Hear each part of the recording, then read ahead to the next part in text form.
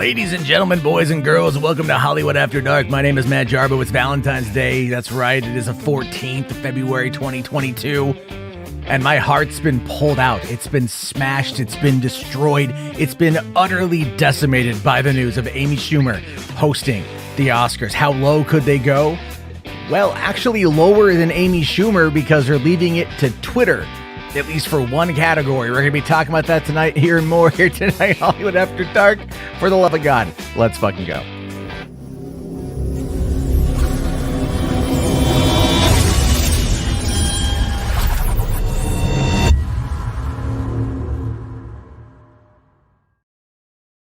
Hey, what's going on, everyone? How you guys doing? Welcome to the party. Welcome to the show. Hope everyone out there is having a fantastic day. Hope your V-Day was good. I hope if you had your V card, you lost it. I hope if you didn't have your V card, but you're with your special someone that you got close and cuddly and you did the nasty. And I don't mean that in like a less than very, very, very specific way. I hope you did some butt stuff. Today's the one day out of the year outside of your birthday. We get away with something, right? If you get your partner a great gift, you give them something they may not have. Maybe it's a Snyder Cut on 4K. Maybe it's Citizen Kane. Maybe it's anal beads. I don't know. But you get them something that they want, that they don't have, and then they let you round home and put it in the dugout. Anyway, welcome to the show tonight. It's going to be a hell of a time, I think. We're going to be talking about a lot of stuff tonight. We're talking about Lord of the Rings, the anime. An anime Lord of the... I'm still kind of wrapping my head around that one, but my friend RJ will be joining me in a second, and he'll be able to kind of, I think, maybe explain it to me in a way that doesn't make me want to just pull my own hair out. But let's dive through the quick news here, the quick little bits. We got the Podio commentary, youtube.com/Podio commentary. I know I keep saying I'm going to do it. I'm going to do it. It's going to happen. I'm really working on it. Life keeps getting in the damn way. I'm working on it, though. It's getting there. I'm building out a list. youtube.com/Podio commentary. When it drops, it's going to be big, and you guys are going to be happy. That's all I care about. And, of course, if you guys haven't already, feel free to call into our call-in line, 323-305-4101. I haven't listened in a couple of days, but we will get to that tonight before the end of the show. So it'll be a lot of fun on that front there. Get on in. Remember, 30 seconds, please. Anything longer than that, I may not play, depending on what the transcript tells me. One of you guys in your 3-minute messages, I love you, thank you, but that's too much. It's too much, I tell you. So, all right, there you go. Follow me on the socials. At mjarbo on Twitter. And then Real Matt Jarbo on Instagram and the TikToks. Great way to stay up to date on whatever the hell it is I'm doing or thinking about that day. And of course, let's get into tonight's show. We bring in my buddy, your buddy. You know him. You love him. RJ. How's it going, RJ? What up? Yeah, it's been kind of a slow news day. We had like the big Super Bowl blowout yesterday. So this was like the aftermath of all that. And then, it was Valentine's Day, the day of love and joy, and then they rip your heart out, Amy Schumer, who kills everything she touches. She's really good at doing very bad things, I think. Part of the fun of Amy Schumer is making fun of Amy Schumer. I don't think at this point there's even a solid way to describe Amy Schumer. She's kind of almost reached like Lena Dunham territory, almost. Not as well, bad. See, here's the thing. Well, here's the thing about Lena Dunham. Lena Dunham is a horrible person. Oh yes, yeah. And Amy Schumer is a pretty bad person too.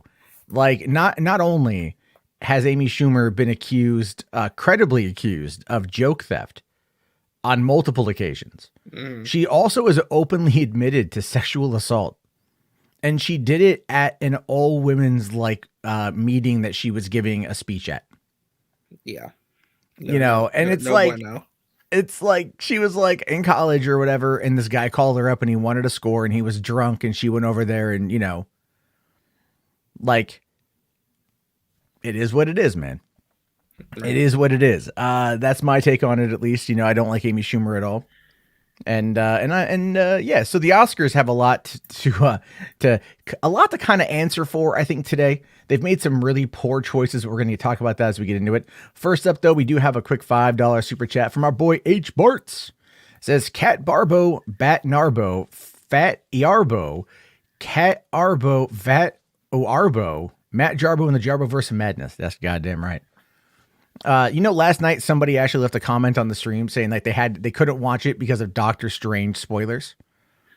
When everything your stream? Yeah. When everything we looked at was all what was publicly put out there by the Walt Disney Corporation. Why did they think that we were talking about the potential leaks or something, or what? I don't know. And pardon my phone for making that beep bop boop noise. I was wondering what that was. It's like some static Yeah. noise. Like, is my mic effing up? Like, what? No. What that is it's actually your cell phone interacts mostly on my end with my XLR microphone. That's what a lot of that is. Okay. So it's kind of like it just means my phone is doing something. It's if you ever hear anyone with that type of thing, it's crazy. Do you know another crazy thing I saw today? I didn't make a graphic for it, but I got an email this morning from oh man, I got an email this morning from like Kevin Smith, right? Jay and Silent Bob. And they were like talking about like this, sale they got going on, Valentine's Day, get high sale, sort of whatever, right? But then at the very bottom of the message, there was this little graphic, and I have it right here. This little graphic here. It says, "We're planning something big, and we want your opinion." And it shows Kevin Smith on a cruise ship. Yeah. It's captaining the cruise ship. Captain Kevin. Kevin. A Kevin Smith cruise line would be interesting. Yeah, you get some nice entertainment. You get some nice, all that good stuff. Kinda, yeah. Well, it's like, look, man, like I'm going on a cruise in a couple of months, So for me, I'm looking at it like, all right, man, like I could do. Yeah. Where are you cruising to? I'm going to Alaska again. Oh, Alaska. Okay. Yeah. Alaska is a lot of fun. I've been there. I went there a number of years ago. I've actually been looking at going to, where is the other place I've been looking at going to? I've been looking at going back to Alaska actually for my 40th, is flying up there for the weekend. Nice. And heading up to Juneau because there's an airport up there. It's really cheap to fly. And I was like, yeah, cool. I could head up there for a couple of days, just get like a hotel, chill out and everything else. And do that. And I might do that. It all depends on my time, if I have the ability to do that or whatever. Yeah, I totally understand. Yeah. For me though, I think it's going to be like a lot of I want to travel more. Like once Omicron is over, like once we get past all this crap, I want to do what I can to travel more. I think because I'm just kind of like, man, I'm so freaking done with just the pandemic, and I'm so done with like everything else in the process. I'm like, no, I just want to like get out of town. Yeah, I mean, I know how you feel because I haven't really done anything or gone out or done really anything since Christmas. So it's been like I haven't really done anything except for just like work on stuff and school stuff and all that. So it's like I'm itching to get out of the house. That's how I've been feeling the last couple of weeks. Well, it's like today, for example, I got messaged from my one of my friends' moms, who I've known growing up since like I was in like the second grade. And my friend's dad passed away from cancer last summer. And so she hits me up today and she's like, hey, we're going to be doing a celebration of life, and it's basically like right when I'm getting ready to go out of town. And just because of Omicron, because of how much money it's costing us, we're like, we're just going to end up like kind of quarantining for like 2 weeks just to be on the safe side. Like if there's another booster, we'll get another booster. We just want to make sure that we're good and we're not going to like, find ourselves in a bad situation or nothing.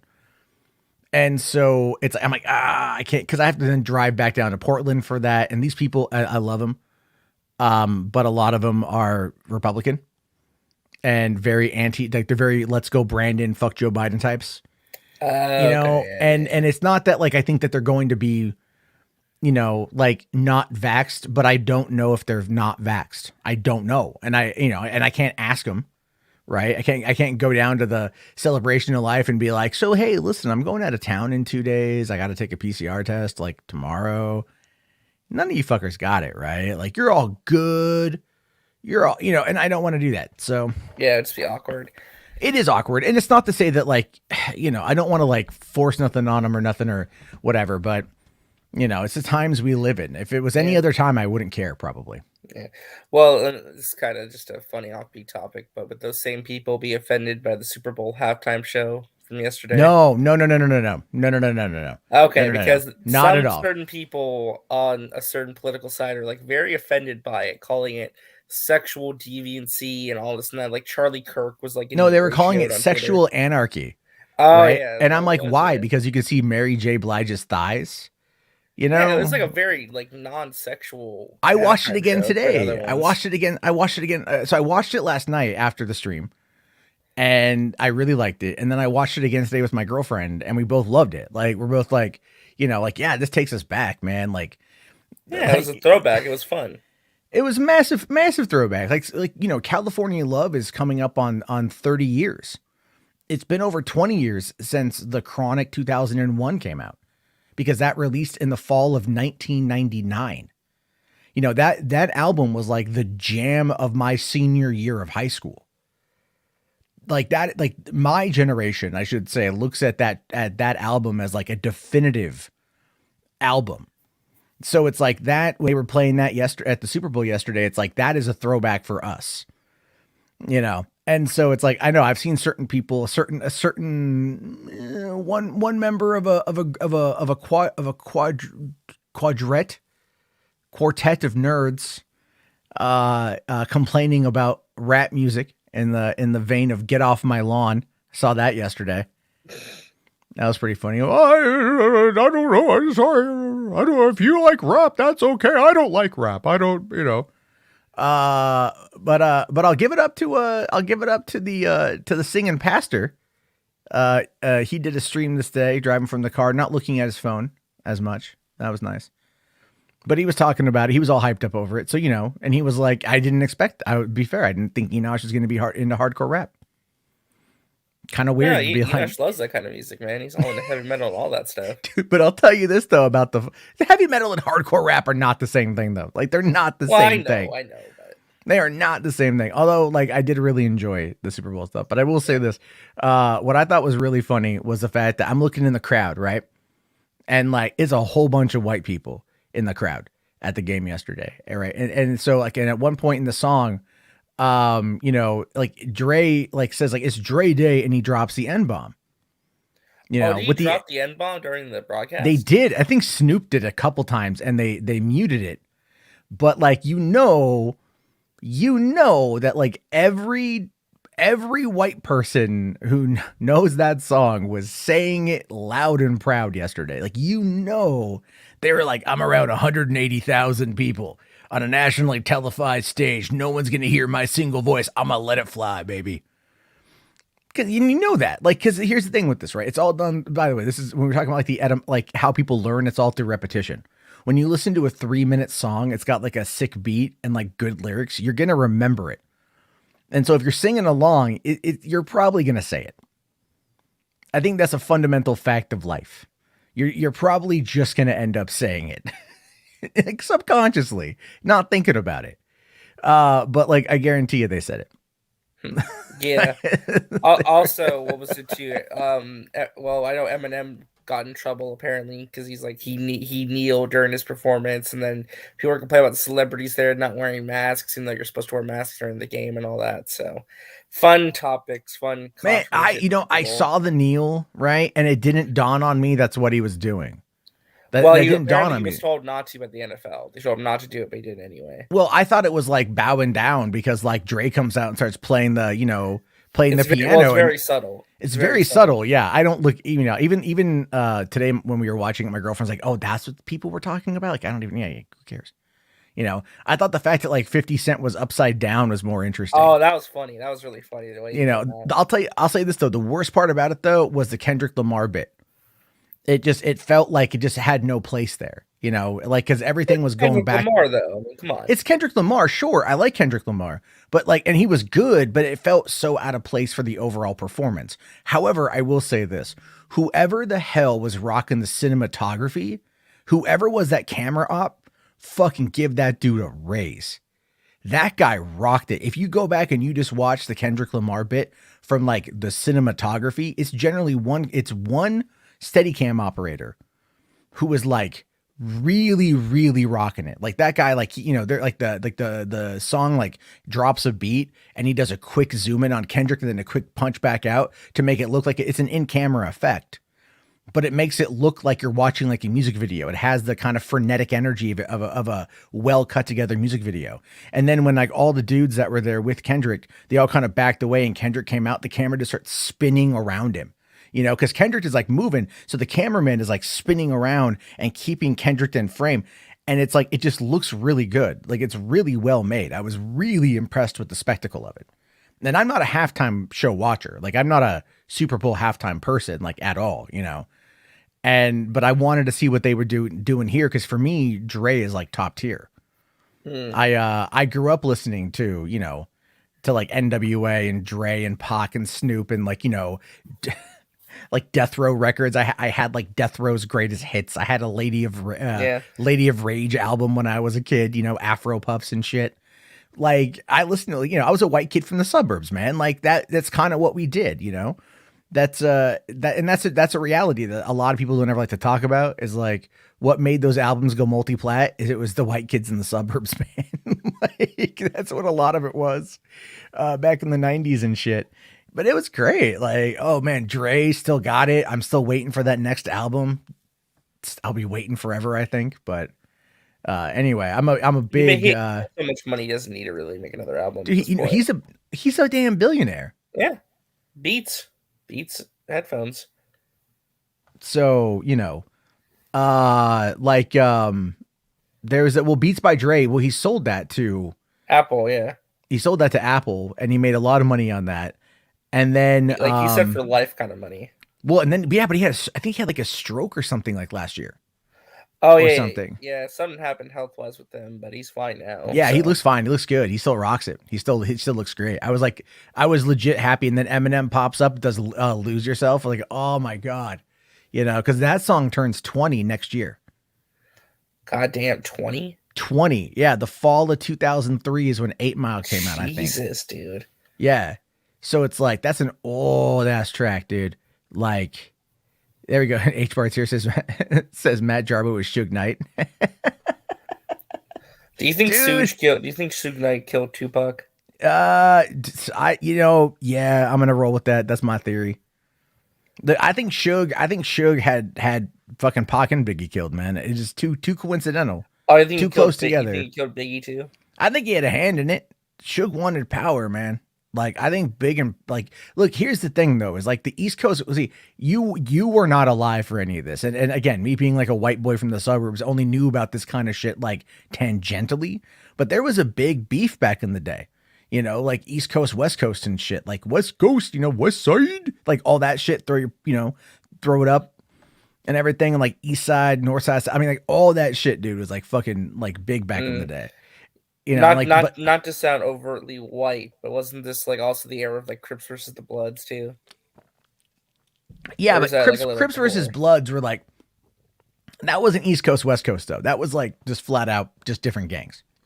But yes, yeah, the Crips versus Bloods were a thing back in the day, and I think they still kind of are, depending on where you go.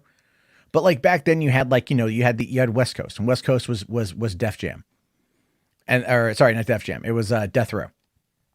And then you had East Coast, and that was like Biggie and like Puff Daddy, right? Before he became P. Diddy, or now just like, was it Sean Combs? Whatever he's going by now. And like, you know, like Lil' Kim was all up in the East Coast stuff. And it was like, you know, it was just a different flavor, but there was a beef that was going on, and it was kind of big. And so, yeah, like, you know, again, this is all stuff that like, you know, you hear about like the diss tracks and shit and everything else that was like, I think Ja Rule was West Coast. There was a lot going on back then. Well, like, also, you know about the Super Bowl halftime shows, right? Because I saw this in the chat. You were talking about this. Just to clarify a misconception, you do not get paid for doing it. Oh, really? You don't know. You don't get paid to do the halftime show. The stars don't make any money doing that. That's weird. It's all for publicity's sake. So they offered you the opportunity, and you could say yes or not, but you do not get paid. There's no like payment contract. Wow. So Spherical Manor says Dre paid $7 million out of pocket so Eminem can kneel if he wants to. That's what I'm saying. Yeah. So they're not going to do anything to Eminem because he didn't get paid. He did it basically for free. So what are they going to do? You know? Yeah. Yeah. He lives in a house with a fucking elevator, as one of his songs has told us. So these guys got a lot of money. No one, yeah. What are they going to do? No one cares. All right. Like H. Bart's Grove Street versus the Ballas. Oh man. Well, hey, listen, Saints Row's coming back.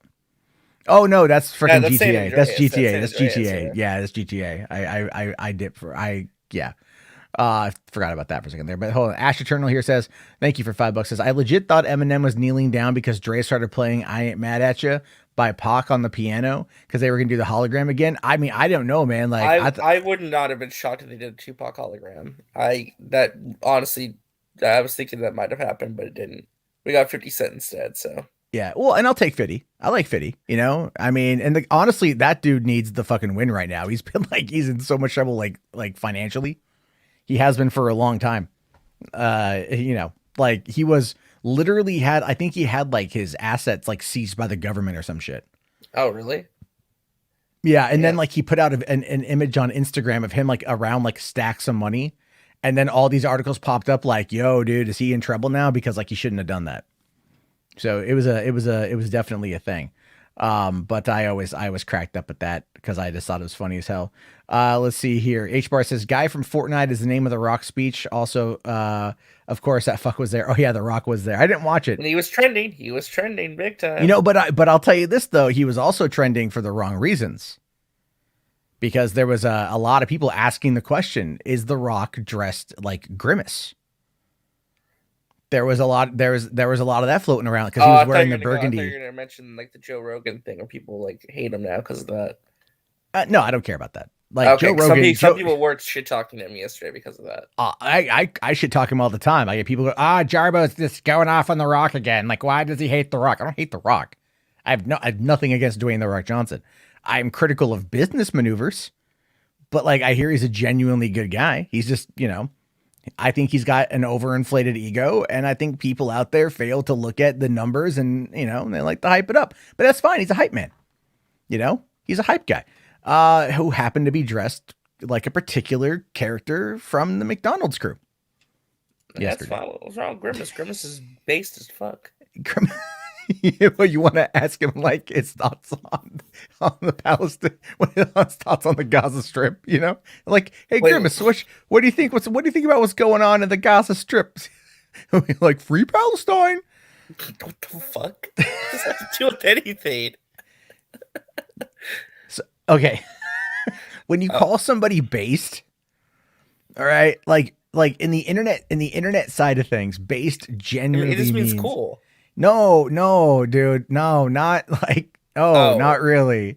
People have tried saying that's based, right? Like, or you know, but like in like the 4chan trolley subject side of things, based is kind of like kind of like quote unquote our guy.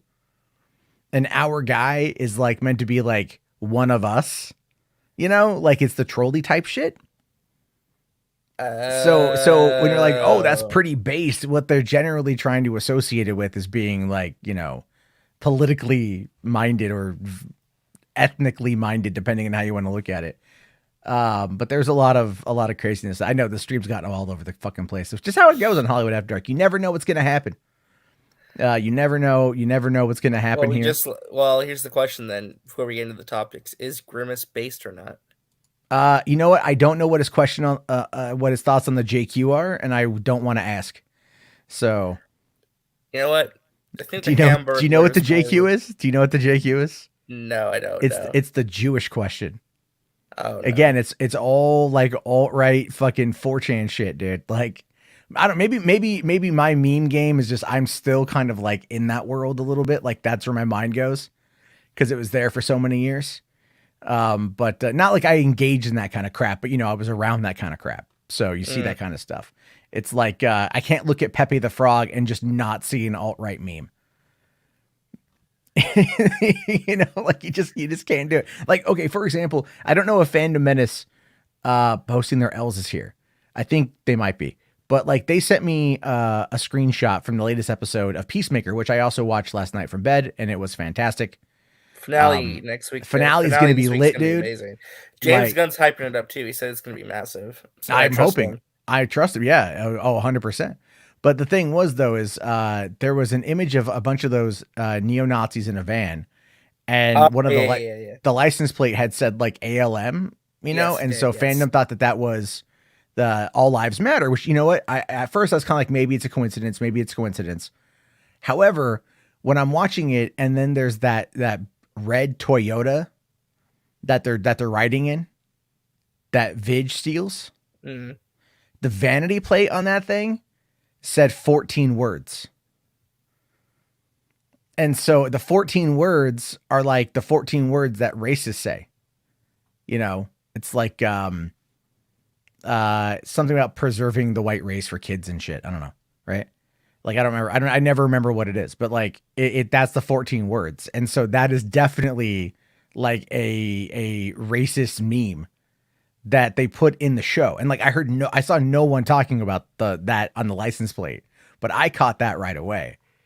So I thought that was pretty funny. I was like, oh, that's a deep cut on that shit. That's going real deep on everything.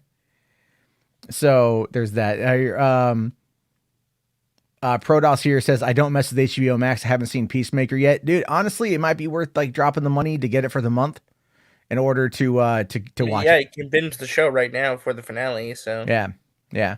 Dury here asks, did you watch the new Louis Theroux documentary about Baked and Fuentes? I did. So Louis Theroux, who is a documentarian, decided he wanted to talk about the America First movement, which, without going into it, it's some shit, right? It's like the next level alt-right. It's like the digital alt-right, so to speak. And it's led by this guy, this incel, literal incel, named Nick Fuentes, who, like, I think Nick Fuentes is gay, and he won't admit it. And I say that because he literally flew a racist cat boy named Cammy out from Australia, and they went on this like 14-hour date. Stop. You just said the words racist cat boy. There's a lot about the internet, RJ, that you need to catch up on. Racist cat boy. I just want to make sure you said those words. Yes, I said those words. We're talking about basically a furry. Yeah, well, yeah. Well, I mean, no, he's not a furry.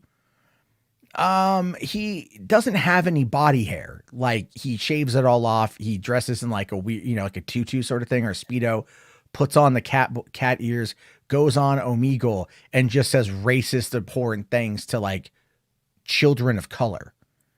This is like a down the rabbit hole video. I'm learning so much shit. It's happening, yeah.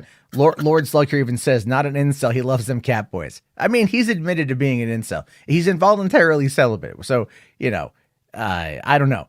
But anyway, he flew this guy from Australia to Chicago, and they had this like 14-hour date or whatever where they were live streaming it. And there's a lot of coverage of it. You can check, a lot of people have talked about it. But Louis Theroux, Louis Theroux interviewed Baked Alaska, who I know Baked Alaska. Like, Baked has emailed me multiple times over the years. Every once in a while, like, I thought that was really weird. When I was doing Boulder Talk Radio during remember when Boogie had Frank Castle go to his house and the gun pulled on him? Yeah. So like, I did a stream that night because I questioned if it was legit, and like Boogie came on, got all mad. Keemstar came on, and there's this guy named like Beardsley Beardson, or Beardson Beardley, whatever his name is. His name Beardson. And he came on and shit, and he tried trolling me, and I swatted him down and just trolled him right back. This guy was in the documentary, and I'm like, fuck, dude, I've talked to that guy. And then they interviewed some chick named Brittany Venti. Her producer emailed me a few months back asking if I wanted to go on her podcast. And I was like trying to set me up to go as an interview on her podcast. And I'm like, so like, I'm watching this documentary about like the far right dissidents that are part of this extremely crazy online agenda. And I'm like, dude, I fucking know like a few of these people. Like, I've talked to them. And that weirds me the hell out. You know what I mean? Cause I'm like, this is the whole thing about how crazy the YouTube internet, or the YouTube political space is, especially if you were rocking that anti-SJW circle, like how far down that rabbit hole goes. I watched that whole documentary and I was like, yeah, he could definitely go further with it. I think he pulled his punches with this thing. I think this was just the tip of the iceberg. This shit rolls deep, And I know a lot of people that are like tangentially connected to it. And so that's one of the reasons why I dipped out, I'm like, that ain't me, dog. Like, that ain't me, There's one photo of me from VidCon in 2017. Someone pulled, ever heard of Kekistan? Yes, yeah, I believe so. Yes. Yeah, so it's a fictional country that was made by a bunch of anti-SJWs back in like 2016 to troll the left wing, right? It was all a troll, creating a fictional country, Kekistan, for like the memes. It was because there's a whole joke. Like, okay, you ever seen the quartering where his meme wore veteran hat? You ever seen that hat? Yes, the quartering wore that hat, right? Yeah, quartering wore a hat. Other people have worn that hat. I almost bought one of those hats like back in the day because 2016 was like the meme war. The 2016 presidential election was absolutely the meme war. And I was a part of that back then. I was a part of that. So like I thought about, buying one as a joke, but then like now I would never do it. But it's real. Like that's the kind of like that's how crazy it got. Like it was being in this like the culture, like being inside of this like new culture, this like new zeitgeist that at the time was actually really like populated with a bunch of hardcore leftists who just didn't like the left.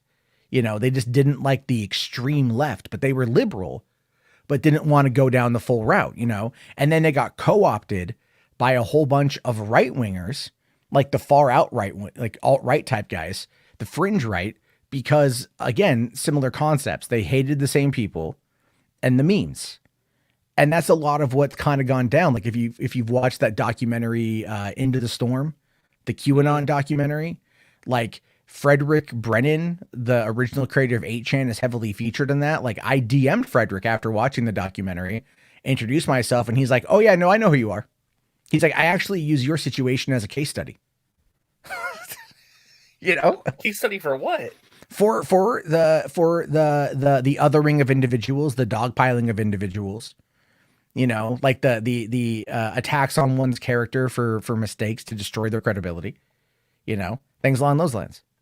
Like, I'm not even kidding you. It's like, this is how weird and how deep down this rabbit hole goes, which is why, like, and it goes fucking further, dude. It goes further. Like, I've made jokes about this, but there is a book, and I've mentioned this, I think, on the stream before. There's a book called Crash Override, written by Zoe Quinn. Came out in 2017, and the first chapter of the book, she effectively says that Gamergate got Donald Trump elected, and then she pinpoints Gamergate's origins on a little blue skull guy, me.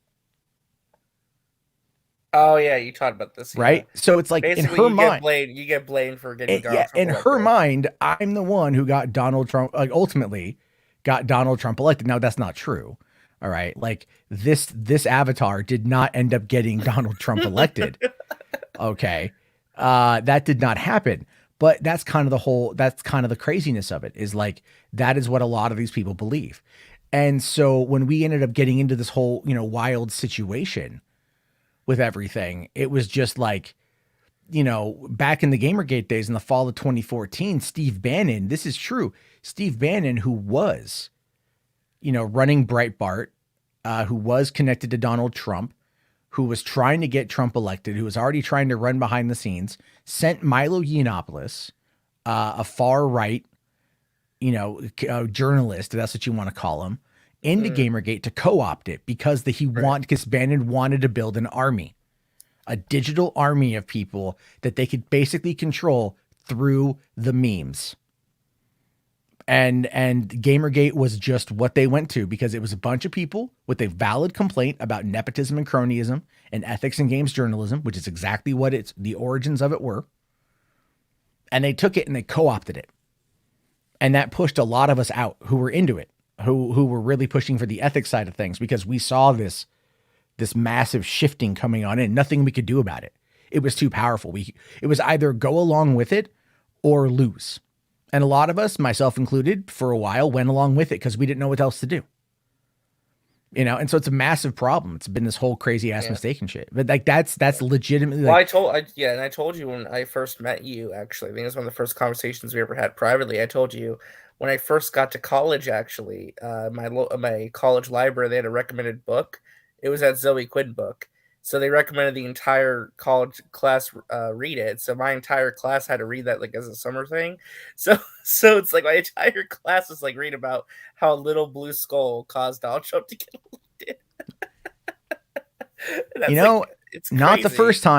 first time I've been used as an academic resource. So I one time, this is like back in 2013, I talked about a censorship law in Australia, and an Australian high school teacher used it as a resource in like his class. And I got these emails from these high school kids in Australia that were like, "Good day, mate. Watched your video in our class. You just swore a lot, but thank you for talking about it." You know, Wait, what video was it? this was an old Monday Matt video. I wasn't on camera. I was recording it from my iPhone. You Mm. know, so it was just a still image, but I was like swearing up a storm and shit. And they thought like, you know, they're like, "Oh yeah," and like, "Hey, thanks for talking about it." The teacher used it as a resource and stuff. And I'm like, I think I was like talking about like video games being banned or some shit, or like some censorship law for video games that they had back in the day. Like, you know, it's weird to think like how much influence the YouTube game like kind of ultimately has, because it does go out to a lot of people. It is the second largest search engine in the world, or sorry, it is the largest search engine in the world. It even beats out Google. It's the second most used website in the world outside of Facebook. And there's a massive reach of over 2 billion people every single month, unique users who use YouTube all the time. Yeah, So it's like, it's just really funny because like I think it was one of my first classes. We talked about the book, and there's no fucking joke. They're all like, it's amazing how the smallest of things can cause big storms, like a little blue fucking skull. And I'm like, I fucking know that skull guy. I couldn't say that, of course. I'm like, it's just funny. wait, oh, I'm sorry. I only caught the end of that because I got distracted.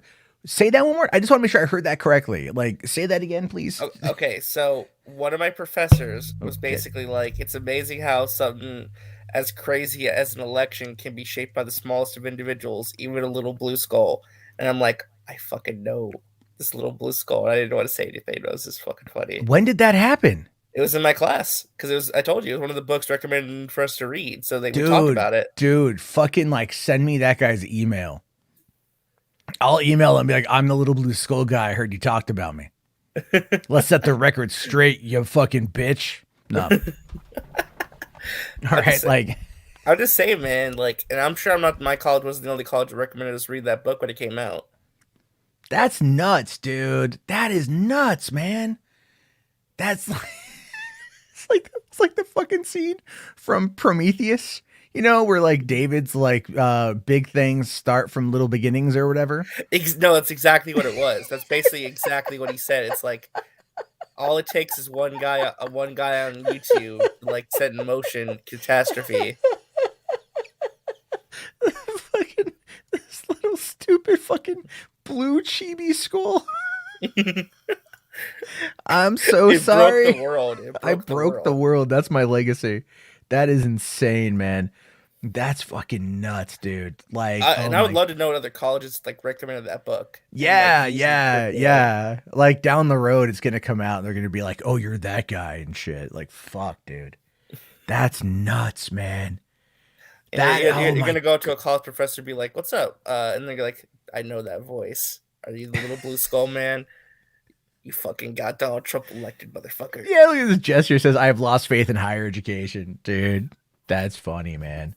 Hey, no, it's no joke though. Zoe Quinn is like a hero to some people, especially Yeah, college well, students. she also drove a dude to kill himself. So that's my opinion. My opinion. Ryan here asking, didn't Zoe Quinn also drive Alex Holokwa to kill himself, to suicide? That is the belief that a lot of people have. That is the opinion. I just want to specify. So, you know, no defamation here. That is the opinion of a lot of people, including myself, that she did by making these allegations about this guy. And ever since then, she has really not done much. In fact, I found out just recently through the grapevine that the people on the far left have been like the people that like you could argue the SJWs we argued about many years ago. They are very much watching a lot of this stuff. Even myself, apparently I'm under like when I was hosting that live stream last weekend, the people I know who are a part of that group were getting DMs like, you know, Jarbo's ruining his career. And I'm like, fucking what career? Like, where have you guys been, you know? Yeah. But it's like, no, I found out that apparently, to an extent, Zoe has been, I don't know, like people are aware of what happened and they don't want to associate with her, from my understanding. which is great because she's an evil person. Like, I'm a douchebag. Like, I'm an asshole, and my foot enters my mouth a lot, and I say a lot of dumb crap. But like, the level of narcissism and sociopathy that this person espouses is insane. And like, any looking into who she is, like, it's there should be like, I know like that gamer from Mars, right? Art is doing a Gamergate documentary. I spoke with him last year about it. He interviewed me for like 2 hours about it. And he hasn't put anything out yet, but I should check in with him. I know the Surfs put out a documentary about it, but they failed to talk to anybody from within Gamergate to get their perspective. So I haven't watched it, and it's like, it doesn't surprise me because I like the Surfs, but you know, they're very ideologically minded, and I'm open to talk about Gamergate. Like, I'm open to talk about the mistakes of it and everything else, but it's, yeah, I think it's going to come up again as we get closer to the next election. So, you ever thought about bringing back the little blue skull, but like dressing him up for like Hollywood man, After Dark? I miss it. I legitimately miss I love the logo, man. You know, like, that was one of the things I had to do. Here's what you do. Bring it back, but just put him like in sunglasses or something. Just be like, you know, it's like it's not the same guy. Totally different dude here. It's not the same one at all. On. He has little hat. Yeah. There we go. It's just a different individual entirely. But no, I think it's that was one of the things I kind of had to lose, unfortunately. You know what I mean? And while there are elements of, you know, like, after what happened like last weekend, people are asking me to like come back and do more with that channel, do more Boulder Talk. And surprisingly, a lot of people are like, this was good, do more of this. And I've said, like, all right, well, I wouldn't mind doing like interview stuff. And then people are like, well, that would actually be really cool too. So I am leaning towards that a little bit. Not all the time, just every once in a while. And then, you know, seeing where that takes me. So that's going to be cool. But no, I'm not stopping HWAD or nothing, but it's just kind of crazy. So Reed here says, so Matt was inside all the Gamergate stuff. Dude, I was like at the very beginning of it. Yeah. Yeah. Like literally at the very beginning of it. Like, not even making that up. And then Rainbow here says, you got yourself famous without even doing anything. Sure. I guess, you know, let's see. H Barts here says Matt caused the potato famine, Black Death, the American Civil War, Abe Lincoln, JFK. It was all Matt. It's all Jarbo all the time, 24/7. It's all Jarbo and his ancestors. I am. It's gonna be like national treasure too. Yeah. When he gets framed for like his ancestors killing Abe Lincoln. Yeah, that's gonna happen one day. I'm gonna get that too. It's gonna be like, Matt Jarbo did this, and it's like, no, I didn't. And I have to go on the run and go on a cross country adventure to try to clear my name and find the one-armed man. But Music Man here says, could you rename Boulder Talk and keep the elements of it? I would keep the name. I like the name. Like, this is the avatar I have for that is the Uniboulder, which I freaking love this thing. Look at this here. This is great. Look at this guy. I love this. This is great. I have this even on a t-shirt. A friend of mine had it made for me, had it shipped out to my house in 2020. So yeah, I've got it. And I wear it occasionally, but because I wear a mask when I go out, no one knows that I have a face of me on my own shirt. So that's kind of funny.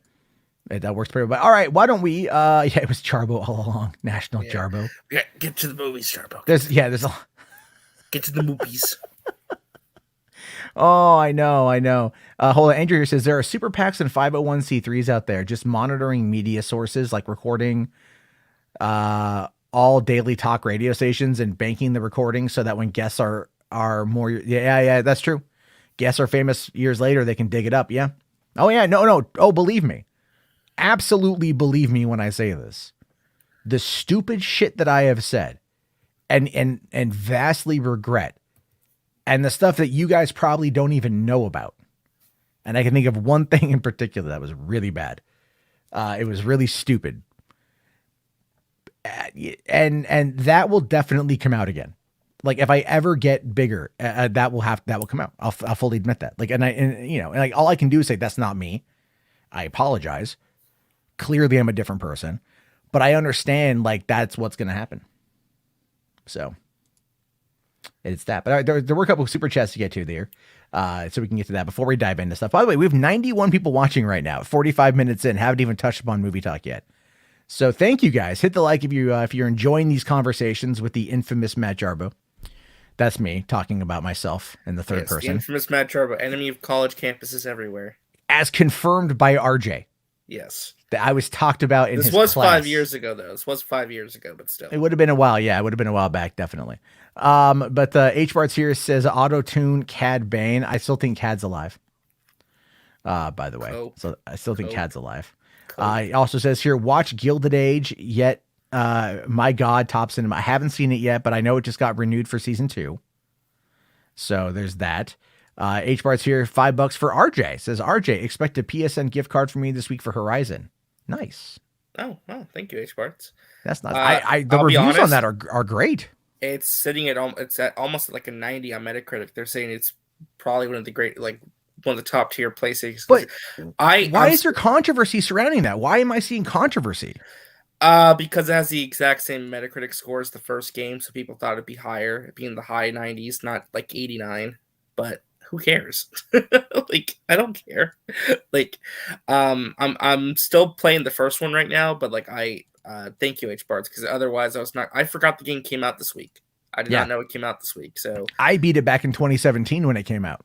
So see, I have an issue, man, where like I play games but I don't finish them. So Horizon, I've like started and stopped like 6 hours in every single time. This time I'm like 30 hours in. I'm like, I'm beating this. I'm getting the platinum trophy. Yeah. I'm beating it. Like I need to escape this game finally. It's one of those games like I just want to beat it already. That's me with Cyberpunk. Like I'm at the point now where it's like I can do 2 little maybe side quests that I need to do and then finish Cyberpunk. And I don't even really want to do those side quests. Like I don't care. Like one of them's like a racing one, like it's a racing side mission. Like I don't care about. I hate those, And I'm like, I just need to finish Cyberpunk. There's 3 missions left in the game full, and then I'm done. And then I'm like, cool. Do I start The Witcher 3 for like the 5th time and try to beat it 7 years later? That's another game. I keep starting and stopping with The Witcher. I get to like the Blood Baron's quest. I never get farther than that. But with Horizon, somehow after 5 years, I still have not been spoiled. So a lot of the surprise, I'm like, oh shit. So Horizon's got a fantastic story. Like that would make an epic movie. It's from the same writer as New Vegas, if I'm not mistaken. Okay, that makes sense. I'll tell you this though: the only thing I dislike about Horizon franchise is that it effectively killed Killzone. Yeah, but Guerrilla seemed happy to move on though. It was a new challenge for them. Sure. I mean, and Killzone Shadowfall was a launch title for the PS4. It was a fun game. I always felt that Killzone Mercenary on the Vita was like fantastic. Super underrated. Like I'm like, why not port this? Like or remake this? Yeah. I have a feeling Killzone will come back this gen. I got a feeling there will be a new Killzone game eventually. Maybe there might be something there. With any luck. I don't know. I've always enjoyed Killzone. All right. Also here, Rational Skeptic for $5. Thank you, Mrs. RJ doesn't remember the anonymous Scientology protest that was organized on 4chan news board back in 2007 that caused mass media attention. Dude, I was a kid. I wasn't paying attention. I remember that. Yeah. Oh, I remember that. That was at the, I think that was at the, what was it? It was at the end of 2007 is when it started. And then it got going pretty big in the early parts of 2008.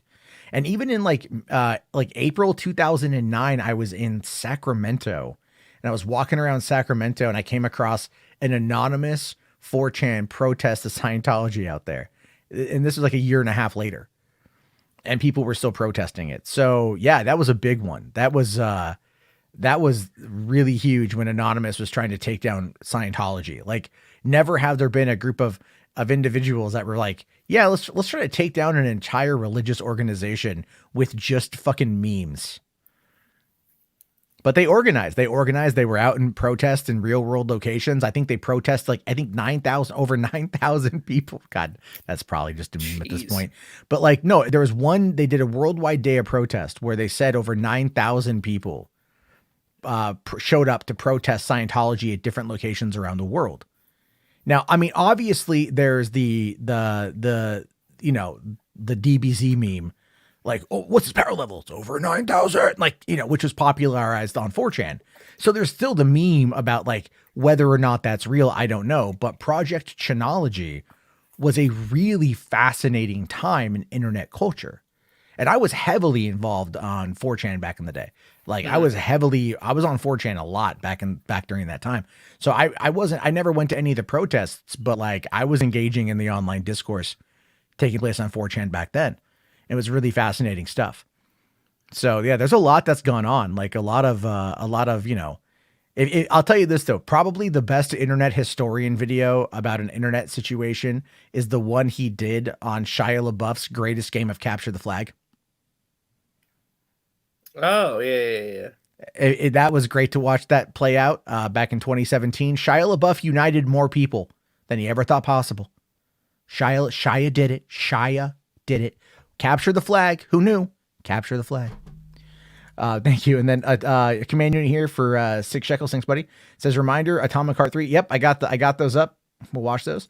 And then also another 6 shekels. Thanks. Says you elected a president. Be proud. Bloomberg couldn't. Bloomberg should have just given me the money. I would have made a lot of videos about it. There we go.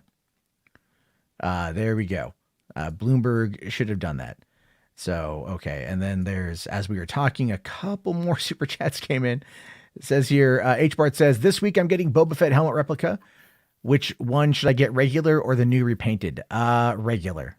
Whichever one's more rare and hard to get. Me personally, I prefer Boba Fett's original armament than I do the new stuff. I understand why they repainted it, but I kind of felt like it was unnecessary, to be fair. But that's just me. Community here for another another $2. It says the Red Skull's already taken. That is true. Andy Signor already has the Red Skull. Mm-hmm. Don't know if he's using it much anymore, but he does. And then H-Bar's here for 5. Thanks, man. It says, not only do we have Doctor Strange 2 in May, but the legendary Downton Abbey. That's right. It got pushed back for its U.S. release. Can't wait for Downton. Who's going to win, Doctor Strange or the British? No, here's the thing, man. Obviously the answer is Doctor Strange. Obviously that's the answer, but do not underestimate the popularity of Downton Abbey. Don't do it. I'm sure it'll do fine. Oh, a whole bunch of wine moms show up to that thing. Yeah, my child is over there watching the Doctor Strange the Do. I'm going to go see this movie with my girlfriends. Let's go get drunk and go watch the Downton Abbey. I'm going to do that. Fuck, I love Downton Abbey. Let's see here. Ryan asks, have you seen the new episodes of South Park? I haven't, actually. Oh, yeah. I've only seen the first one, which is Pajama Day or whatever that was. That one was funny. I like that one. The other ones I haven't seen yet. But I don't have Paramount Plus. They're on HBO Max. Oh, they are? I thought they were on Paramount Plus. No, those are only the movies. HBO Max has the TV show and the new episodes. Paramount Plus gets the original movies. Oh, okay. Well, I still have HBO Max for the time being, so I was probably gonna cancel it after the Peacemaker finale. So. Because I finally watched like once a week. They're announcing new DC movies though, Jarbo. No, I'll get it when they come out. At this, you know what? I'll engage in the churn on that stuff. I'm fine with that.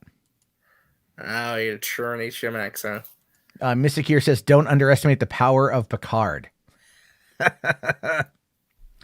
I don't know, man. I couldn't get through more than 3 episodes of Picard. I tried. I really did. Maybe I'll binge it, because there's some shows that you can binge and I think you get the better experience out of. Yeah. But and I think honestly, maybe like the first 4 episodes of Book of Boba Fett should have been binged and then go into the other stuff. That could have been maybe a little bit better. I'm still salty about Boba Fett. I saw that there's an article that just came out on Deadline about that. We'll talk about that tomorrow because there's already a lot of stuff to get to tonight. Yeah. So we could dive into the went up. Yeah, the viewership went up apparently. Oh, yeah. Which is why I think they'll be announcing season 2 here very soon. We'll see. I think so. I think, anyway, we'll talk more about that tomorrow night, but let's dive into the news of today. So the first story is, a little sus on Hasbro's part. This was a bit surprising. Hasbro has been accused of repainting Chewbacca figures and calling it Black Chrysanthemum. Yeah, you showed me this before the stream started, and I was like, "That's some bullshit." Yeah. So it Not says that, here. not that the title's bullshit. I mean, what Hasbro did, I mean, it's bullshit. Yeah. So this is the image right here. It's This literally Chewbacca. it's just Chewbacca. That is not Chrysanthemum. Chrysanthemum's a much beefier Wookiee. That's a Yeah. skinny Wookiee. That's Yeah. Chewbacca size. I mean, like, it's Chewbacca. Look at the comic image. Look at the figure. Yeah. They just Doesn't added a even look scar. remotely They just similar. added a scar. Yep. It doesn't look the same at all. Like, Chrysanthemum does not look like that. No, Chrysanthemum does not look like that at all. And how much are they charging for this? This is a Black Series, so this is going to be somewhere in the neighborhood of, like, I think $50 or $60 or something like that. That is bullshit, dude. You know, Andrew here says that's an age-old practice. I mean, no, it is, but it's still, for the it's Black like, Series figures, like the pristine figures for collectors. Come on. Yeah, do better, Hasbro. I know. I mean, not even this. You know that the Boba Fett toys from Mando Season 2, they don't come out to the end of the year. Really? Uh-huh. Man. The Book of Boba Fett toys don't come out till next year.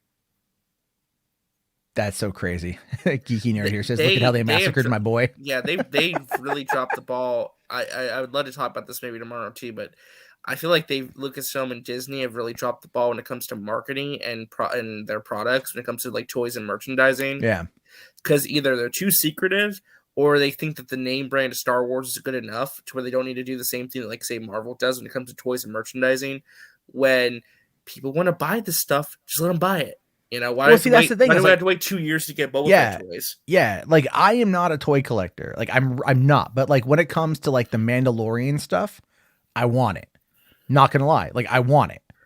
And that's where it's like, thing I understood. They had to wait because that was a spoiler. But sure, it's like that model they're like obsessed with. Like, even Boba Fett stuff, they don't want to reveal stuff or do anything because spoilers. You know, it's like, just have the toys come out like this year. Like, have them ready to come out like the next month or two. Yeah. Beryl here says the Black Series are usually around 25. Okay, sorry, my bad. Well, I think this one's a premium Black Series figure though, so it's probably more close to like 30 to 40. Yeah. I mean, like, at my sister's wedding, they did a nerd themed wedding back in November, and they had, like, the tables were all named after different ships. And my brother-in-law put me at the Razor Crest table because he knew I'm a big Mando fan. And then they bought a Black Series Mando, and that was on the centerpiece. And I ganked the fucking shit out of that thing. I told my sister, I'm like, I'm taking the Mandalorian figure. And she's like, well, I don't know. I'm like, I'm taking the Mandalorian figure. She's like, all right, that's fine. Yeah. I'm like, goddamn right. You know, because, like, it was great. I thought that was very generous because they know I'm a massive, like, Star Wars nut, and they are too. They love Mando and everything else. So yeah, this is the thing. You know, I'm sure, honestly, God, you know, Enosh, if you guys listen to Point Extra Lounge, I'm sure he'll cover this and have a lot more nuanced take because he knows this industry more than I do. Oh, he knows toys really well too. Yeah, and Benson is also a toy distributor. I think he's a toy seller. Yeah. So, and he's probably still asleep right now or just waking up. So he'll probably comment on this. I'll ask him to comment on it in the chat. But this is really pathetic to see, though, honestly. Yeah. Like, I want a cool Black Chrysanthemum figure. This is not what I want to see, though. Yeah, no, again, I mean, it doesn't look like him. It doesn't look like him. It looks like a really cool, like, it looks like Chewbacca fell into a pit of tar. And he got, like, some armor. Yeah, like, there's some different armor the armor, like the design of Chewie looks great. The armor looks cheap as fuck, to be fair. Oh yeah, the armor doesn't look good either. No, but I like the crossbow. That looks pretty cool. So I mean, with again, any, like, when you put it next to the comic book and you look at the figure, it makes it even worse. Yeah, it's like, imagine the kid opening this up and seeing that, you know. Oh no, 100%. I'm like, I don't know how many kids buy these toys, to be fair, but I think it's going to be a lot of. I don't know. I'm looking forward to when these toys come out and they're good. I don't know. All right, and then I do see Shrek is Daddy and H Bar. It's okay. Shrek is Daddy here says a new scene from the Ayer cut has been released, and surprise, it looks like shit. Geralt of Snyder versus seething in his boots. hashtag release the Ayer cut. I did see that. The story behind that's fascinating about who released it and why. All right, so we'll cover that tomorrow. Because that's some like Snyder fandom. Yeah. We'll dive into that tomorrow because I saw it earlier today. It was like So check this out. So it's like, I take a nap in the afternoon before, I usually go out driving and do the stream. So whatever, but today's Valentine's Day. I took a nap anyway. Like, all right, I'll go get dinner for the family. So my 4-year-old's like, I want to come with you. And except we're out of distilled water for the baby bottle maker that we have. And so everywhere's out of distilled water. So like my 4-year-old had been awake since 5 a.m. She had not napped. She was like coming with me. So I take her with me. She does that whole tantrum stuff. Like, I don't want to get in the car seat to go to the next store. It ends up delaying us by like an hour and a half to like go get dinner and come. I didn't even go get dinner because everything was full tonight. Everything was all the drive-throughs were slammed. Everything was slammed. So we come home finally. And then during that process, I see the image on Twitter because I think you posted it in the DM group. And I'm like, it completely slipped my mind to even like remotely look at. So yeah, like parenting got in the way of that one, but that's okay. That's okay. It was an interesting scene. I will say that. It was interesting, but it's like, what's the purpose of it? Well, it's out of context the rest of the film, though, obviously, but it is very different than what we got in the theatrical version. So, well, I mean, and I know Ayer is still making that play. I don't quite know. We'll talk about that more tomorrow night, though. There's a lot of stuff there. HWAD's here. By the way, thank you for that, Shrek Daddy. HWAD's here for $10, buddy. Thank you. Says we will supposedly see the first age in Lord of the Rings, so that means we might see Morgoth. And let me say, you're not ready for him. You thought Sauron was bad. He was Morgoth's bitch. I mean, I don't know what's going to happen with the Lord of the Rings show. Yeah, I think from what was described to me, Sauron is like the Darth Vader compared to Morgoth is like Palpatine. Like Morgoth's like the biggest of the bad in terms of the Lord of the Rings universe. So with any luck, though, I mean, look, I'm excited for that. We're all gonna have to learn a lot of lore, and a lot of pro Lord of the Rings channels are probably like, "This is our year. This is our year." And actually, this is our time. This is our time. It's our time down here. And I think this next one. No. This next one is all about Uncharted, because the reviews for this finally dropped, which is funny because the movie's been open overseas. Yeah, the UK reviewers dropped their reviews, but now we get pretty much everyone else. Now. Yeah, so this is wide this Friday. Well, and it just went live right before going live tonight. I think the embargo lifted like at 9 p.m. or something. Yeah, 9 p.m. Pacific. Yeah. Yeah, like it's so you can tell like they're dropping it late at night. That they know that it's gonna have a bit of a rough ride on their hands. I still plan on seeing it this week again. Yeah, I'm seeing it because I just want to get out of the house and I have nothing else better to do. Yeah, well, I'm seeing it because I've been an Uncharted fan. Yeah, and I just want to see a movie. Yeah, and I like Tom Holland, and I like the Uncharted franchise. This was one of my favorite sequences from Uncharted 3. Yeah, I mean, some of the clips look fun. I mean, some of the stuff. The whole thing looks fun. Like I'll tell you, it looks better than Red fucking Notice. All right, there's an actual villain in this movie. It's a really hard bar to cross, though. To be fair. Yeah, it's not really not. Actually, one of my friends from the UK just messaged me about it, and they saw it, and they're like, "Yeah, they avoid gunfights apparently." So, but I mean, I get it. Like, that's Neil Druckmann and shit at this point. But anyway, so this is what the reviews are saying right now. This is a screenshot I grabbed right before going live. This has actually now been increased, by the way. It went up. It went up to 52% is what. How many reviews? At this point, it's 31 right here. It's gone up more since then. But just looking at the top, these are just the top ones that pop up, right? Okay. So according to Nick D. Semlian from Empire, I'm probably mispronouncing that, says, a film based on a game inspired by films that are much better than this one. Uncharted is watchable enough, but could also have been much better. Okay. I mean, I think you kind of expect that with a movie like this. It says, you don't need to be a gamer to love Uncharted. You just need to have very soft spot for buddy movies, maps, puzzles, pirate ships, and Holland's chest. Ladies will love this movie then. True. I have nothing against Tom Holland's chest. I love buddy cop movies or buddy movies. I like maps. I like puzzles. I fucking love pirate ships. And if you saw the trailer, they showed like there are literal like flying pirate ships. Yeah, I heard that the third act of this movie is pretty insane. They said if you love pirate movies or like pirate adventure movies, you're gonna like this one. So, well, it's like Uncharted 4 with all the pirate stuff in that game was amazing. Like the story on that was fantastic. So, oh yeah, the story about the creation of the pirate island, though, that was the cool stuff with the lore. That was really good. I kind of would have liked them to have adapted Uncharted 4 if they're going to go pirate already, but then again, it's not like there's more than one pirate story to tell.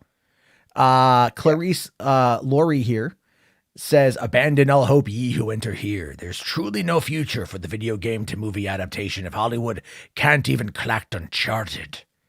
I disagree. Maybe she's right though. Maybe they need to do series and not movies. Well, I mean, because you figure, like, again, like even looking at the Metacritic score thing today, right? I saw somebody with Horizon. I saw somebody talking about like it compared to, like, let's say Spider-Man No Way Home, right? Or other superhero movies. Like, why does the score matter so much for video games than it does with these movies? With movies, it's a lot harsher if you think about it. Like when They movies, are harsher, even like a great movie like No Way Home could only get, I think it's like a 70 on Metacritic, 75. Yeah. Like people it's are not bitches. great. Yeah. Well, it's also the level of investment. I think it's a big factor. So like with movies, you drop $15, you see it 2 hours, you're done.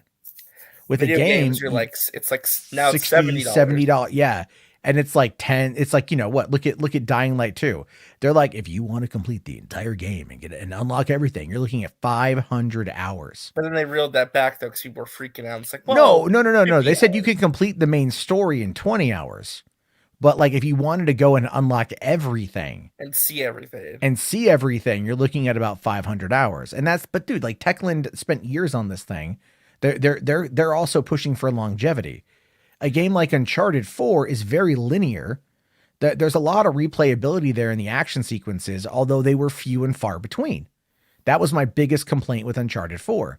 The action set pieces were glorious, but the more gameplay. There's more story, but the story was really good. So it was Yeah, you just wanted more gunplay segments. Yeah, well, because they upped the engine, right? The engine that Naughty Dog used for The Last of Us was very reactive. It was a reactive based engine for combat. And they also used that for Uncharted 4. So it's like, you shoot someone in the leg, they react. You hit them with something, they react. And then Uncharted 2 also had a very reactive, a gameplay mechanic for combat. But they just kind of like put it in these small combat zones, which are fine. But it's like, with Uncharted, you're playing a game where you are literally wiping out waves of bad guys. And they even make fun of that in Uncharted 2. All the bad guys that like Nate's killed, right? Because like when they don't make fun of it, that was actually a point that the villain at the end of Uncharted 2 makes. Like, how many men have you killed just to get to me? Yeah, right. And it's all like, pointing out the hypocrisy of it, which I thought was really interesting. Yeah, you kill these guys, but you call me a monster for killing people. Yeah. Here's the thing. Uncharted 2 is probably like the greatest action adventure video game ever made. Well, yeah, it's like top tier. I mean, I love all of them. It is the best one out of all of them. And it had the best multiplayer too. I love Uncharted 4's multiplayer, but I feel like they went a bit too arcadey with it. Not a fan of Uncharted 3's multiplayer. I wasn't really that big of a fan of Uncharted 3 at first. It took me a little bit of time to kind of grow into it. It was a good game, man. I love it. It was good. The multiplayer, but the multiplayer, the deviations from Uncharted 2. I did not like what they did with the Uncharted 3 multiplayer.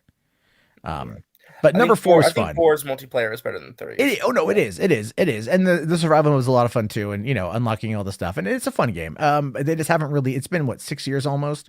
And I feel like they haven't really like supported it like they could. But then again, the Last of Us factions mode is awesome even today. And it's got almost no support from Sony or Naughty Dog, period.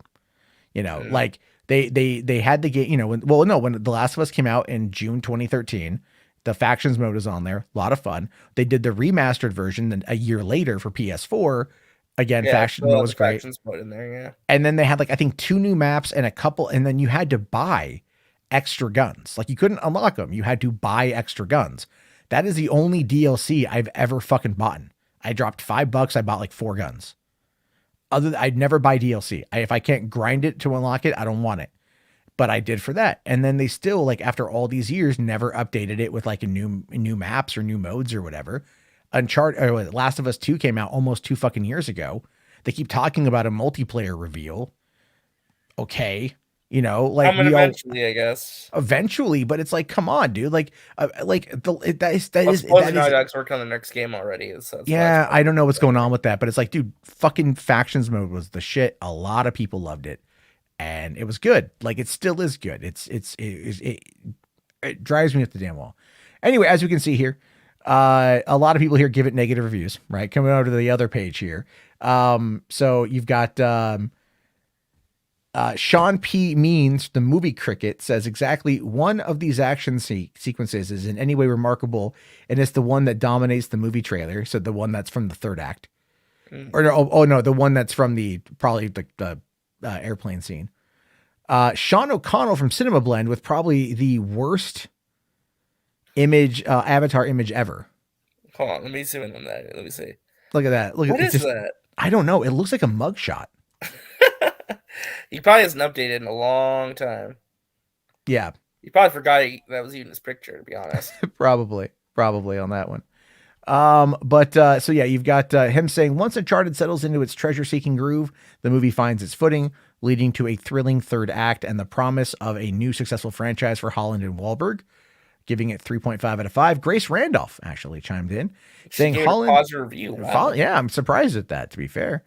Says Holland's physicality, chemistry with Wahlberg, and some inventive action scenes make this adventure more fun than it is on paper. Fans of the video game might be bitterly disappointed, but everyone else will find this a pleasant escape at the multiplex. And again, that's kind of the hard thing, is putting that together. Caitlin Booth from Bleeding Cool says Uncharted is far from the worst movie you will see this year. However, it is another video game adaptation that fails to adapt the interactive medium to an inactive medium without losing some of the magic that made the source material so good. Well, that's always hard to do. That's always hard to do. Like you're just never going to be able to pull that off. I'm sorry. But this is why The Last of Us going and being a television show is the right idea. Why Halo being a series is the right idea. You know, I mean, like, so you're saying TV's the way, not movies? Yeah. Oh, absolutely. I've been saying this for years.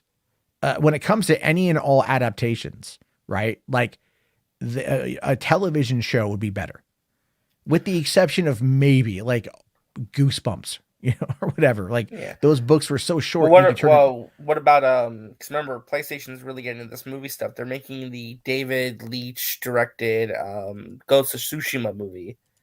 That should be fire. Like if they do that right, that could be a you fire. You can do a 2.5 hour Ghost of Tsushima film and have it work. The story is like, it's a long story, but you could do it.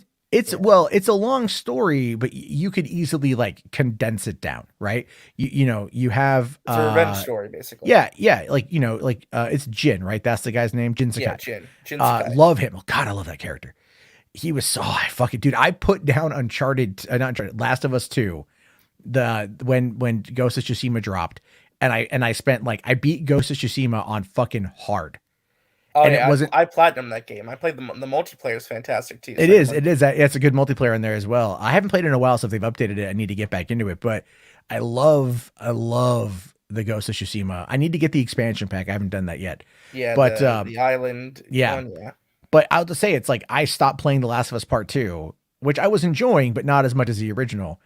And Ghost of Tsushima was a much better game. It was a much better game. I mean, like, oh my God, like that. Yeah, like that movie will be good. If they can keep with the cultural influences, like that's going to be the hardest part. Going back to Horizon real quick, would that be better served as a movie or a series? Or what about God of War? God of War could okay, so like if you condensed God of War to its very core idea, and we're talking the PlayStation 4 movie version, right? Like we're not talking God of War 1 through 4. Well, it depends. They could do 1 through 3 if they wanted to first. They could. But you could also just condense it into they would probably go with the 2018 game. Because here's the thing with that though, is the 2018 one felt like what Cory Balrog put together for that was just insane. It was like amazing. Well, it's like taking a franchise that was basically an action hack and slash and trying to give this nuanced emotional story that really made you feel and a deconstruction of that Kratos character. It was a ballsy move because you're basically taking what a franchise was known for and fundamentally changing it forever. Yeah. No, I completely agree. I would love to. I think at this point, most of these people, I think most of these properties would be better off as a series. Even Horizon?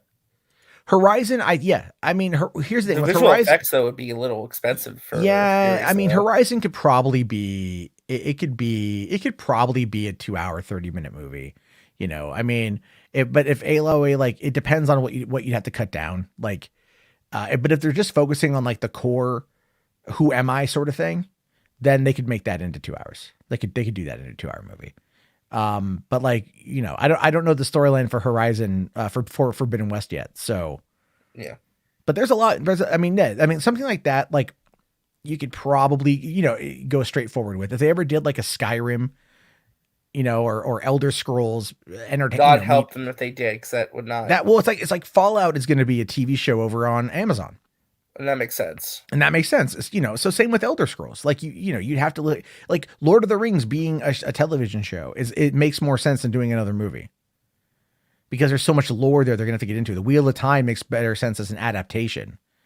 Even though it's a very, very condensed adaptation. But I hear it's really good. I haven't seen it yet. So I don't know. Like, there's a lot there. But anyway, here, there's clearly it's a mixed bag. Uncharted is a mixed bag. But I think people out there I think fans are going to be okay with it. I really do. I think they're going to be more okay with it. Do you think it's going to do well? No. I think at this point, look, here's the thing. Following the success of Spider-Man No Way Home, maybe. Fucking maybe. Right? What happens if this movie doesn't do well, though? What happens to the Uncharted franchise in terms of movies and PlayStation? It will probably end up going to be a television show on HBO Max. HBO Max? Yeah. Why HBO Max? I don't know. Just guessing. Oh. Maybe Amazon? Prediction. Yeah, Sony doesn't have Sony's right. Yeah, they can really just take it anywhere, I guess. That's true. And I think here's I think if The Last of Us as a show is successful on HBO Max, they will then do other shows on HBO Max versus movies. Yeah. I think if Halo does well, again, it's all about the adaptation and that kind of stuff. And also, here's the thing too, man. As we get closer with the Unreal 5 engine, as they start updating Unity, they can make these shows that are going to be using the in-game engines, and they will be able to look animated movies. I've been saying that for years anyway. Look, talk all the shit you want about the story of Final Fantasy: The Spirits Within. That movie is a fucking it's a game changer. On so many levels, it was a game changer. And sure, it tanked a whole studio, and it cost, Square Enix like a lot of stuff, or Square a lot at the time. Actually, I think that's one of the things that prompted the Square Enix takeover or merger, was because of that. But at the same time, it changed the game in a lot of ways. And I think we're now 20 years later at the point now where technology is able to change it once again, and it's becoming cheaper. If you go again and look at, I'm sure we could watch it and get away with it, but Neil Blomkamp, Oats Studios, have you seen any of his stuff? Yeah. That's all freaking, a lot of that's done with Unity. Let's see here. If I can bring it up real quick. See if I can bring it up. Because they've done, if I can just find, he hasn't done much in a while. And it always kind of sucks because I feel like, the guy could do. I would have preferred his Alien movie over what we got. So. Oh yeah, 100%. And I'll tell you, but I'll tell you this though. What I think the biggest problem was, has a lot to do with the fact that that the conversation about Alien 5 overtook the marketing for Chappie. And I think that hurt Chappie. Well, never mind. Well, Chappie wasn't really that great of a movie, though, to be fair. I think I also kind of hurt it a little bit, too. Yeah. Well, yeah, it did. It hurt it. Chappie was kind of shitty, I will acknowledge on that front that Chappie was. I was excited for Chappie because I have District 9 on 4K. I love District 9. Elysium was okay. I need to watch it again. I need to watch it. Okay, yeah. Because it to me, Elysium felt like it was a Halo movie at times. In some aspects, yeah, it did. And I think part of it too was like he was on the Halo movie, and I think he kind of reused similar concepts that he was working with on this stuff. And I think that kind of ended up being a thing that kind of hurt him a little bit with that one. And then Chappie was also a take on the same short, or on another short film that he did around the same time as doing the Alive in Joburg one for that led into District 9. But the problem with Chappie is like there was no likable character in that movie outside of Chappie. Yeah, the human protagonists, except for like Dev Patel, they're all kind of unlikable. So yeah, Prodos here is all like, he's all Chappie was no Johnny Five. Oh no, 100%. 100%. So let's see, just kind of quickly looking through everything. Prodos here says Skyrim would be a great TV show. Rational here says Michael Bay is doing a Ghost Recon film. Is he? It's been rumored for a while, I think. It's like the Call of Duty movie that's supposedly getting made. Yeah. H-Bar's here for 5. Thanks, buddy. He says Ghost of Tsushima will work because it's based in history. I mean, like, sure, yeah. It definitely will help out more. But again, it's all going to be about the cultural, we're talking about the cultural side of this thing too, right? That's the other, that's the other aspect of this, where what you're talking about, you got to remember though, is that there are people nowadays that very much want, they want to attack anything that's made, they want to attack anything that is, and I'm not trying to be too pedantic about it or hyperbolic about it, but we know this, like look at what Sucker Punch said when they were talking about doing Ghost of Tsushima, and they're like, we took special care to make sure that we were accurate and that we were respectful of the culture and that we were all of these things. They really died into their history, into their research. Yeah, they really did a lot of the good work there. So that's kind of the other aspect of it, where you've got a lot of these people that are just kind of like, really kind of just, that's the thing I hate is like how people want to like kowtow to the mob on social media. Also, sorry, I did miss this one. Mo here says that this is being Uncharted. It can't be as bad as Assassin's Creed, can it?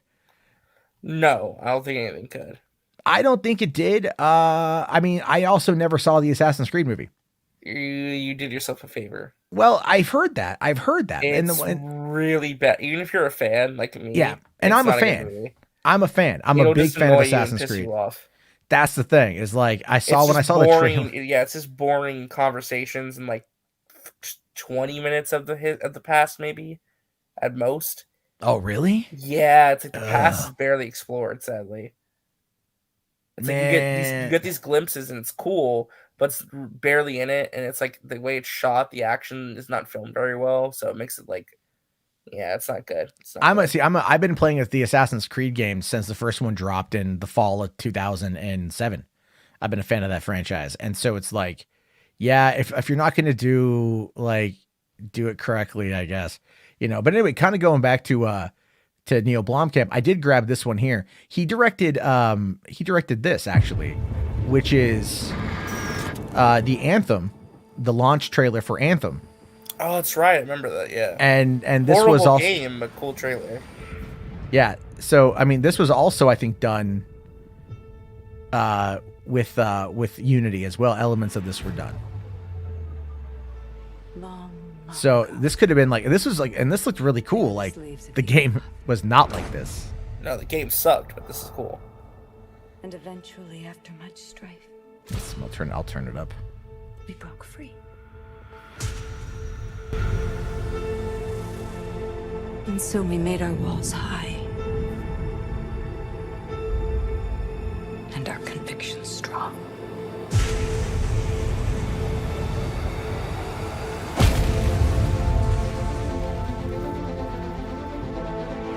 But there are many dangers.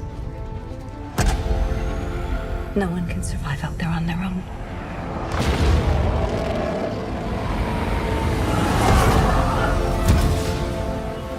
We found her last night, in the jungle. They said she must have been out there for years. It's not possible.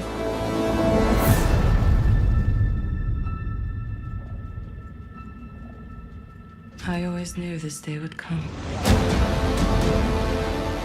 A new beginning.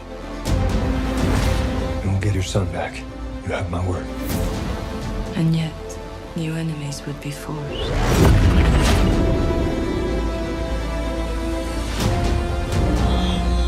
A line would be crossed.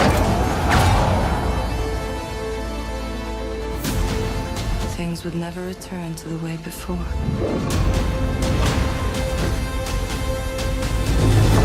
No, it's a hybrid of CG and live action. Look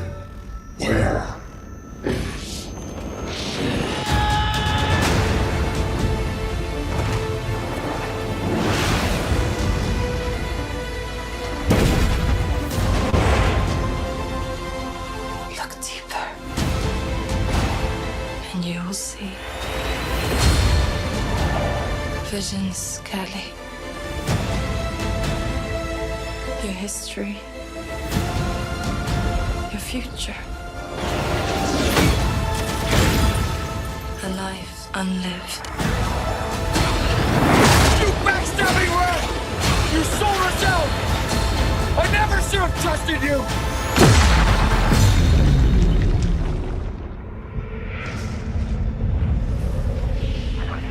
She's in the middle of it. That's not possible. The anthem swims through your mind.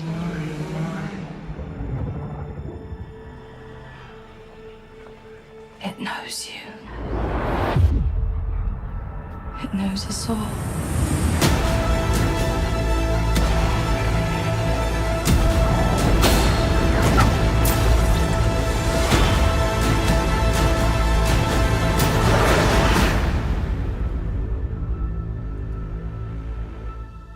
Yeah, it's sick looking. I mean, Yeah. that's like a standard you could do for like a video game. I mean, yeah, like that, and that was like, fucking. There's a lot of humans in there, so it wasn't all CG.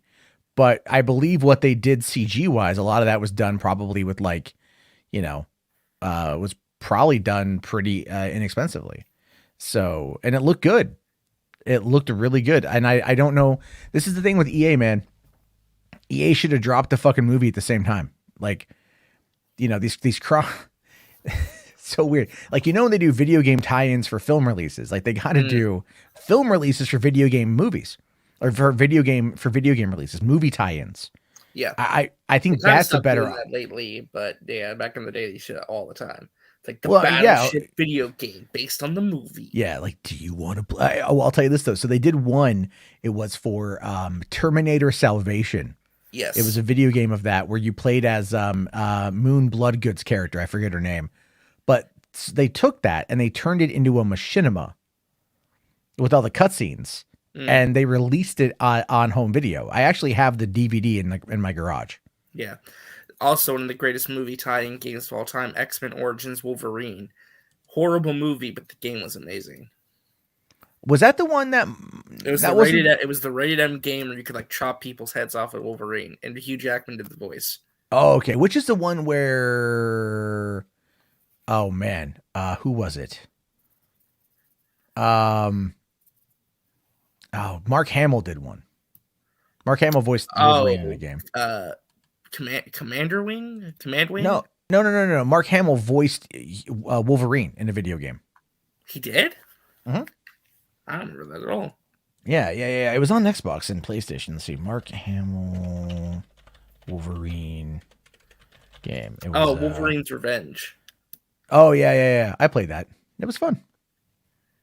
Yeah, it was. But I never played the X-Men, the X-Men Origins Wolverine game. So. Oh man, that was a great game. You missed it. Really? Like that's kind of crazy. It was rated M. It was bloody and violent and gory as hell. It was nothing like the movie, but it was great. No, nice. Let's see. Commandant here says very Americanized trailer, giving everything away. That does seem about right, actually. To be honest with you, that is very true. Thank you though. And then Simon here says, "What up, Unijarbo?" Oh yeah, I forgot I left that on. I thought I removed that. There we go. No, we need to go back to the little blue skull guy. A little blue skull. What the? I accidentally like the college professors took Jarbo out. Yeah, there we go. They're all doing that. You guys missed a hell of a conversation. Let's see here. Toronto Freddy says, I don't understand how some people have an issue with game adaptations. Sure, some, if not most, turn out shit. Back in the 80s, we had movies adapted to games that were terrible. Yeah, the Super Mario Brothers movie. Shut the fuck up. Not an unkind. No, I love that goddamn movie. I know you do, but come on. I also love Street Fighter. I unironically love Street Fighter. Street Fighter, it's bad, but it's fun. That one I can watch. It's horrible. But it's a really fun. It's got so many great one-liners though. Raul Julia, man. And Ming Na Wen is Chun-Li. Well, okay, Rational here says, are you hyped for the Elder Scrolls live action show that Netflix is doing? I have not heard about that. So I don't believe you. I don't know, Rational. I need actual verifiable links from you, not screenshots. You're untrustworthy. Love you, buddy. Anthony here says, do you want to see the Legend of Zelda live action series? Not live action, dude. I'm when animated, it comes to video game adaptations, I want animated. I don't like the Halo show looks cool. Castlevania, yeah, right. Something along those lines, man. Listen, the best video game adaptations of all time, Castlevania, Arcane. What do they have in common? They're League of Legends. Animated. Yeah, Arcane League of Legends. If you've not watched Arcane League of Legends, go watch it. I say this with no hyperbole. It is one of the greatest triumphs in animation history in the last decade plus since Avatar: The Last Airbender. It is phenomenal. It is a game changer. It is going to revolutionize animation, and I think it's revolutionized a lot of stuff. If you haven't watched it yet, go watch it. It's phenomenal. You're talking about Arcane? Yes, Arcane. League of Legends. Arcane. Okay. I'll have to. I still haven't on Netflix. Please watch it as soon as you can. Please watch it. It's so good. It's so good. All right. Well, yeah, it's one of those things I need to sit down and just give a watch to. Prodos here says the Dead Space anime is insane. Didn't they do 2 of those movies? They did 2 Dead Space anime films, right? I think so, yeah. They did a Mass Effect anime movie, didn't they? Yes, they did, yeah. And it was terrible. Yeah, it came out around the same time Mass Effect 3 did. I think it was not good from what I remember hearing. H-Bart's here does kind of call you out, RJ, says you only saying that because of Haley Steinfeld. Oh, she's not even the best character. It's all about Jinx. Jinx is the best character in that show. Who voices Jinx in the show? Ella Purnell. Oh, okay. Yeah. Okay. So, but speaking of anime, because we can kind of now use it as a segue into the next topic, right? With anime, today we found out that the Lord of the Rings War of Rohirrim, or the Rohirrim, is an anime feature set for April 2024. Yes. Now, and this is Warner Brothers getting back into the theatrical release game with Lord of the Rings, which is kind of being threatened right now because they haven't released a Lord of the Rings film in quite some time. So this is kind of how they're trying to get back into that through animation. And no less a Japanese anime film. Yeah. Crazy. Yeah. And this is a theatrical release, Japanese anime film. I'm a little concerned, to be honest with you, because I don't necessarily feel that here we go, anime bashing. I'm not bashing anime. I'm talking about the adaptation process, right? Like Western versus Eastern. There is a different approach to it. You know, I mean, like, I know Elden Ring is dropping here, I think, 2 weeks or whatever, week and a half, 10 days. Yeah. I don't know. Elden Ring is very close. Very soon. It's going to be and huge. that's going to be mixing, kind of with George R.R. Martin's influence of the story and everything else, like From Software's Eastern sensibilities for development and George R.R. Martin's European aspect of storytelling. That should be an interesting marriage based upon what I've seen. I don't know if I'm going to get it right away, but I'm going to wait maybe a little bit on it, but I'm excited to play it. And I look at this and I'm like, okay, what exactly is this going to be able to do?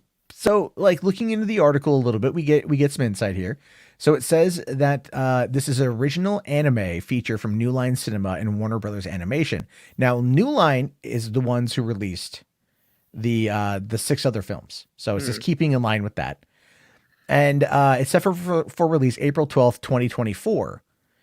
Now, I don't know why it's going to take 2 years, but okay. I mean, well, they've already been working on it. Probably hand-drawn animation. Well, that's going to be a thing. I mean, I don't know, man. Did you see the Studio Ghibli, the Earwig and the Witch? Oh yeah, their first CGI film. That was so bad. When it finally got interesting, the movie was over. Yeah, I don't think.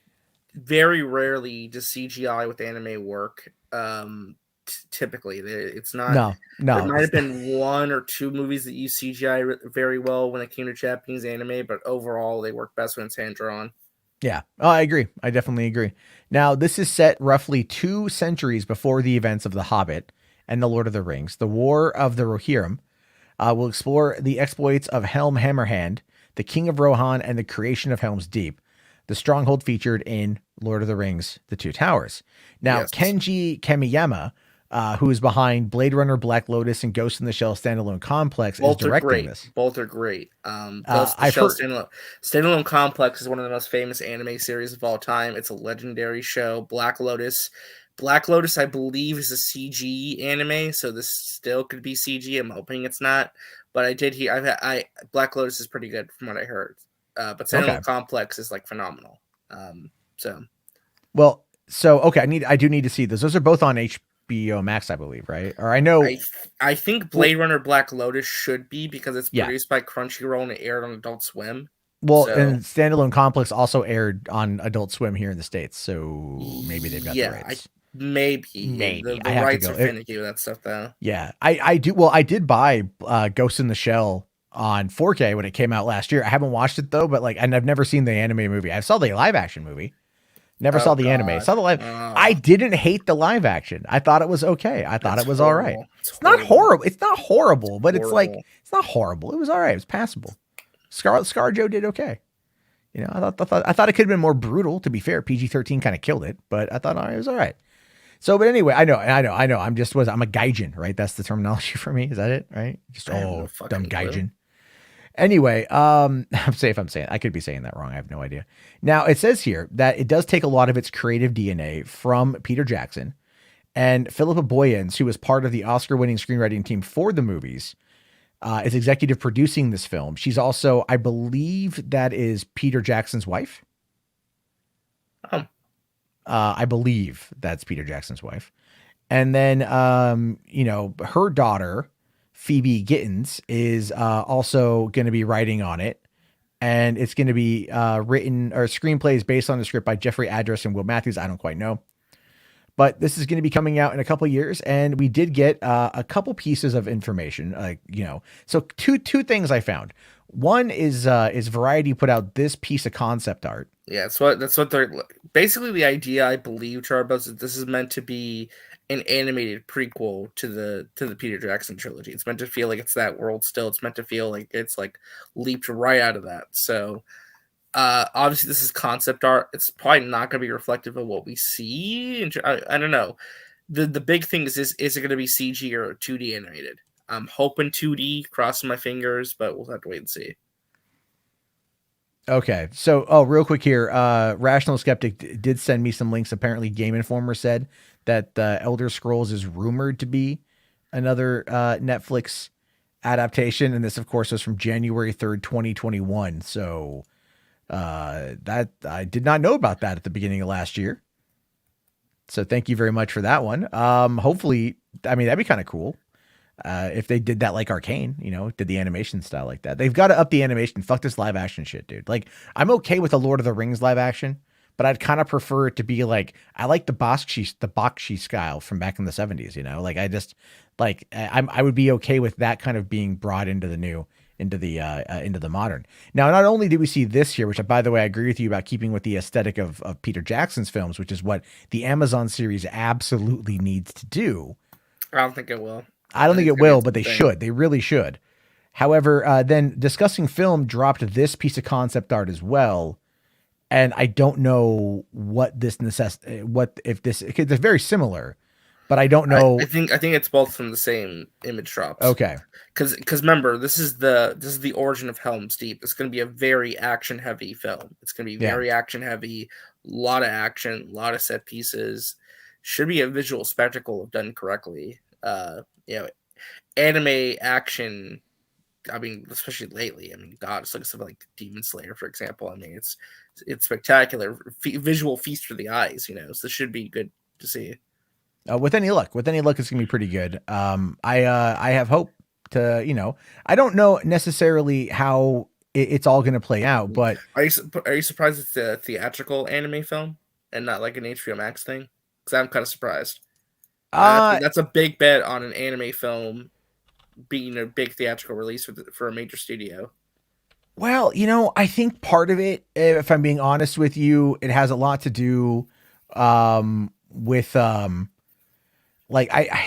understand why they want to go theatrical. I think it has a lot to do with the agreement that they've made with the estate to continue producing content. If not, they lose their license. Plus, anime has been proven to do decent big business at the box office. I mean, look at like the release of like the Demon Slayer movie, the My Hero Academia movie. There's like no. that Anime Bell movie that came out that did pretty decently. Yeah, anime. I'm not a huge anime nut. We talk about this all the time, but I will always acknowledge that there is a massive audience for it. And anime fans show up at the box office typically. They do.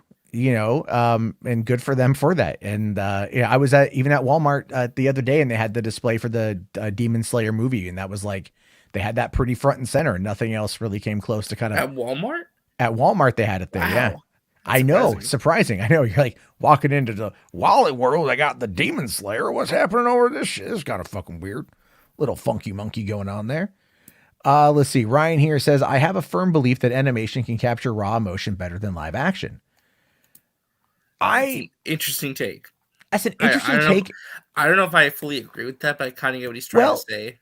Yeah. And if I recall, Ryan, and please correct me if I'm wrong, but I believe that you've mentioned here before that you are you're on the spectrum with Asperger's, I believe. And as far as I understand, that it's like that is people who are on the spectrum have trouble with identifying emotion. If I'm wrong, please correct me. This is just what I'm, I don't want to insult anybody or get my information wrong. And so if you find that animation can capture the emotion better than live action, that's a very interesting thing that could be worth a very extensive study for maybe, maybe that's one of the reasons why those shows do very well. Because there has been autism's been on the rise. I think so. I don't want to get too far into it, but I just find this statement to be very interesting. Anyway, and I'm not trying to shame or draw any negative attention or anything like that. I'm just asking questions. So anyway, moving on. Wonder Twins. Yes, this is the big DC news of the day. I don't fucking get it. Same writer as Black Adam. This is the Adam Sitzical. I ever say his name. He's the writer of Black Adam, and I think this is his first time directing. And this is are you familiar with the Wonder Twins? I know the whole joke of like Wonder Twins activate form of bucket. Like, oh yeah, they have the pet monkey too. Don't forget the pet monkey. Yeah, like Wonder Twins activate. Well, Mia,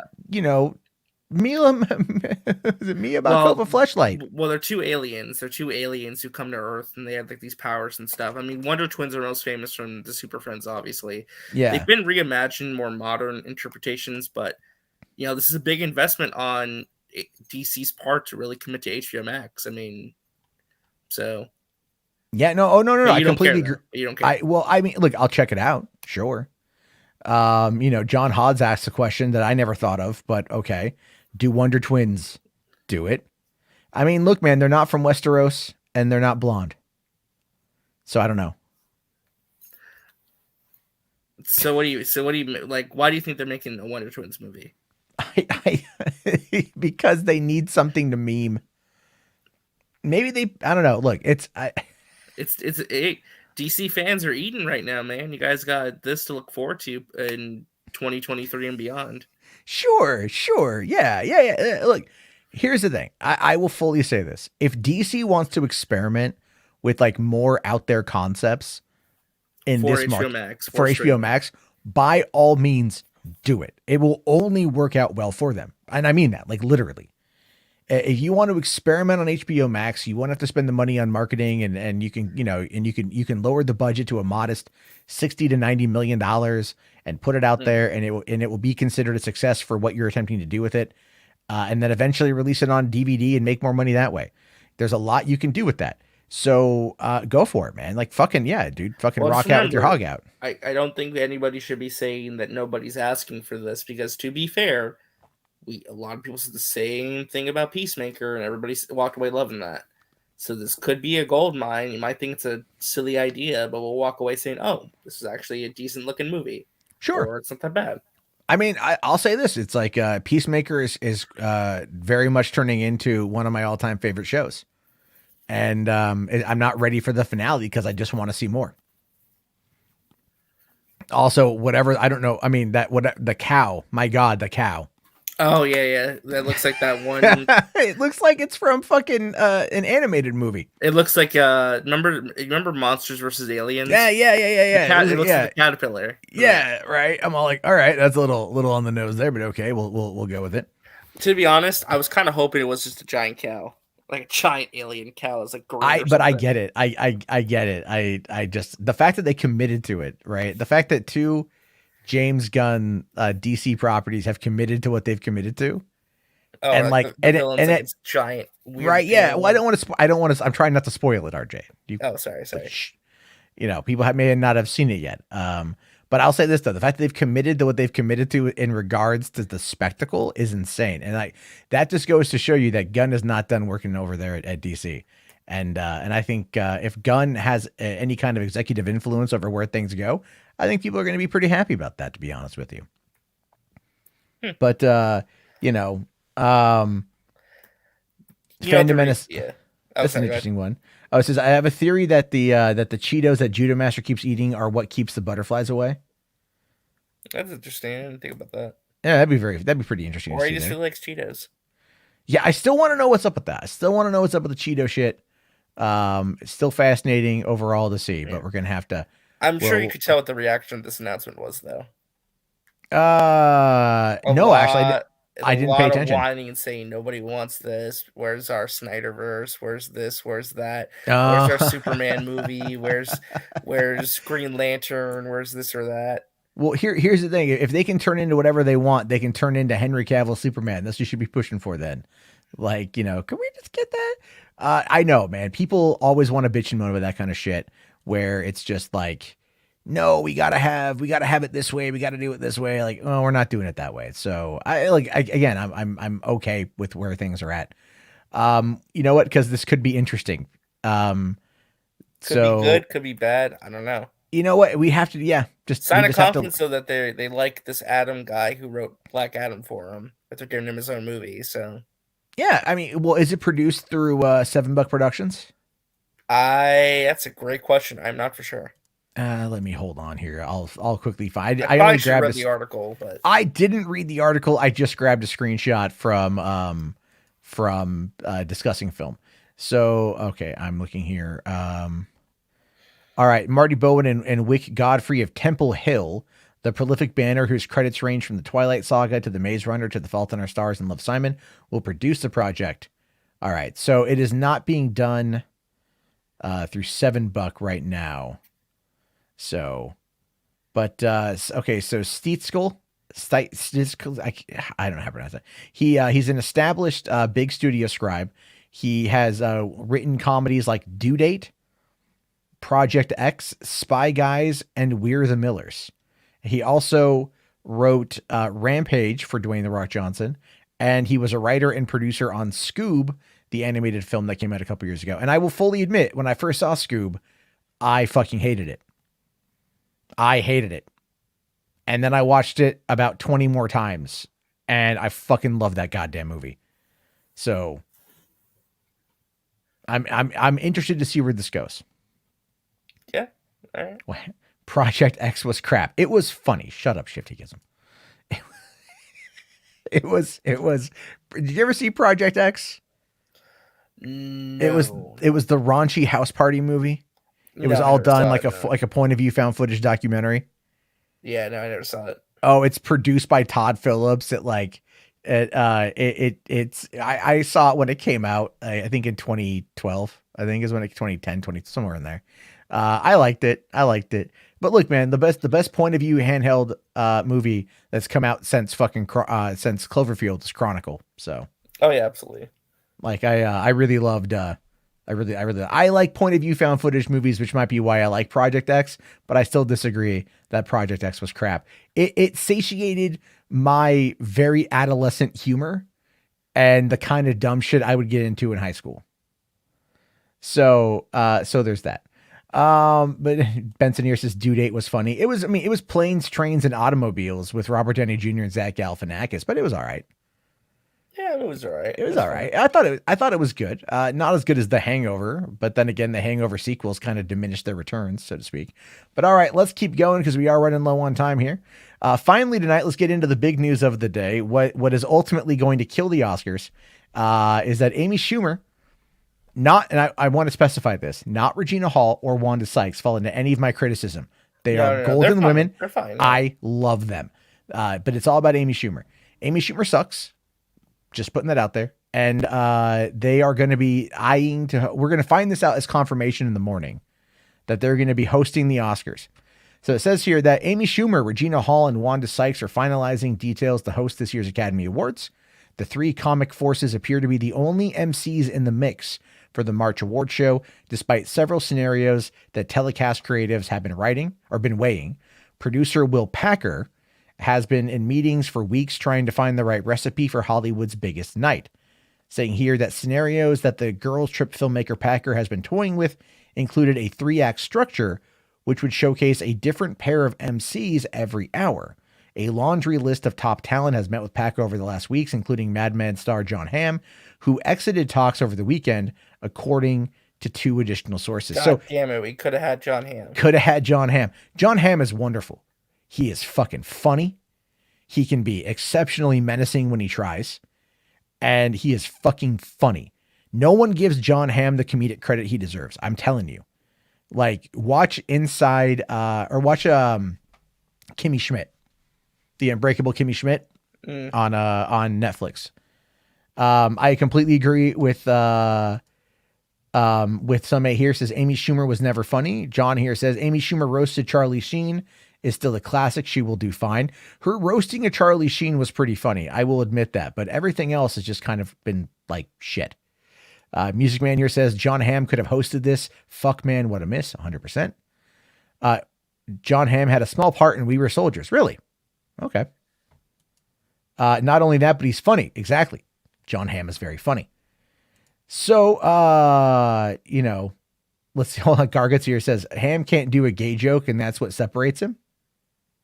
What is he gay? He's not gay. Doesn't matter. All right. It goes on to say that ABC, which airs the annual show, declined to comment on the matter, but the hosts will be formally announced on Good Morning America tomorrow morning. Just a few hours from now. I know. Ooh, I'm on the edge of my seat, RJ. I'm going to get up early, watch Good Morning America. That's going to happen. Packer has been tasked with bringing excitement back to the festivities and increasing viewership, which is part of the reason that the Oscars are looking to tap performers with some sizzle. So they're going to, so really hard to get the viewership up this year. I'll say this. I love Wanda Sykes, but when's the last time she's been in the news outside of when she quit writing on the Roseanne show? Back when Roseanne's whole controversy happened back in 2018. Wanda Sykes is an icon, but she's not like... Yeah, Again, want to know what... Again, 3-act structure, 3 hosts. Just do the Spider-Man. Sure, I mean, together, for an hour. Yeah, I think they would work out pretty well. But that's if they want to do it. That's the other part of this too. If they want to do it. I don't know. Think of some other iconic trios they could have done. Like iconic trios for a 3-act structure. Like, I don't know. Steve Martin, Chevy Chase, Dan Aykroyd. I don't know. They actually tried to get Steve Martin, Martin Short, and Selena Gomez. Oh, from Only Murders in the Building. Yeah, they tried to get them to do it, but they're filming season 2 right now, I think, and their schedules wouldn't permit. By the way, guess who's going to be in season 2? Amy Schumer. Yeah, I read about that. Yeah, I know. I haven't seen the first season yet, so I hear it's a very, very good show. Well, I love true crime podcasts, and so the fact that it's like a show about a true crime podcast about a murder in the building these people live in is like such a weird concept. I need to watch it. And I love Steve Martin and Martin Short. They're classics. They're fucking amazing. Says here, so they want to keep the sizzle to keep viewers engaged after going hostless for 2 consecutive years. In Sykes, Hall, and Schumer, Packer has selected an all-female team with broad appeal and comedic chops. There's no broad appeal. Look, man, like limited appeal when it comes to Amy Schumer, especially. Yeah, well, Amy Schumer has just like alienated everybody. Regina Hall is hysterical, but like she hasn't been in that I've seen recently. But she was great in the Scary Movie movies. She's always been really funny. And I've always loved her. And then I do love Wanda Sykes. I would totally watch that. Now, but then it goes on to talk about like kind of why they're pimping up Schumer. Schumer has received 12 Primetime Emmy Award nominations, winning in 2015 for Outstanding Variety Sketch Series of Inside Amy Schumer. So she got nominated 12 times and she won once. And they want to, and this is this, by the way, this was 7 years ago in 2017 or 2015. So, you know, like when she was, so the sizzle is still there apparently. But she was last year, she was in A24's The Humans. And then she's got a new show coming out on Hulu called Life and Beth, which is, if you've seen the images of that, by the way. No, I've not. It's her and Michael Cera. And Michael Cera has the kind of facial hair that really makes you like think he should never be allowed around children. Oh, no. It's creepy facial hair. It just doesn't look good. Like, but Michael Cera has always been kind of a weird guy. But here's the thing, guys. Amy Schumer, as I said at the start of the show, has flat out been the kind of person who she kills everything she touches right now. She does. She really does. I mean, she's been accused of stealing jokes from Patrice O'Neal, which I believe she did, but she was never called out for. She has accused a guy who wanted to get her autograph of like stalking her. You know, she is, she's an abhorrently terrible person. And no one likes her, you know. I mean, like, I'll tell you this. You ever wonder why on Netflix they got rid of the 5-star rating system? Because her specials got review bombed. I mean, I'm actually okay with the thumbs up, thumbs down. I think that's fine. But yeah, that's why they did it. That's why they did it. It's because because by the way, that whole thing was like, that wasn't funny. Oh, it was a terrible special. It was horrible. It's terrible. Like, you know, like Hannah Gadsby, not funny. Just okay. Maybe this is me coping. Let me throw out a hypothesis. Do you think they put this out in the press to see how people would react, so that way they can make adjustments and not have Amy Schumer be one of the 3 women? I think like, or they might. I think she might be in the running, and they're waiting to see what the backlash might be. Like, yeah, but then maybe, but then maybe they might also be looking at this from the other perspective, which is, well, let's put Amy Schumer there and people are going to hate watch it. Like, I'm not going to hate watch it. I'm not going to watch it anyway. No, no one cares. No one cares. Like, yeah, like no one's going to watch it, right? No one's going to give a shit. And that's why people like not care faster. Yeah. That's why I was really laughing at that stuff. Which is really funny stupid. Because they just said in this article that they're trying so hard to get the viewership up this year. Yeah, so they go for people who haven't been in anything for many. Like, why not get Bill Hader? Everyone loves Bill Hader. Yeah, you know, it would be a great duo, like trio. Bill Hader, John Mulaney. Oh my God! Sandberg. Yeah. Just give John Mulaney everything except cocaine because he was in rehab for that. So you can't do the coke. Yeah, or do like Olivia Munn. Is there a less Mulaney addictive or something? Is there like a less addictive substance than cocaine that gives you like the same high, like a cocaine light? You know, like if sugar, if you get like sweetener packets that are sugar and then like stevia based, which is plant based sweetener, can we get like a plant based cocaine? And I understand that cocaine is plant based. That's the joke. But I mean, really, it's like, let John Mulaney just do it all the blow. He's so fun. I love John Mulaney. I also wish him happiness and his new child with Olivia Munn and everything else. So anyway, let's see. Andrew here says ordinary amphetamines. There we go. Ryan with a great point. Maybe have Kristen Shaw host. That would be, I love Kristen Shaw. Hey, I wouldn't, Shitty I would not mind Aquafina. Hosting. I mean, I don't know. I don't know. I mean, like, she was the worst part of fucking Ray. I love Aquafina. I think she's great. But the blacks thing were pretty kind of funny there.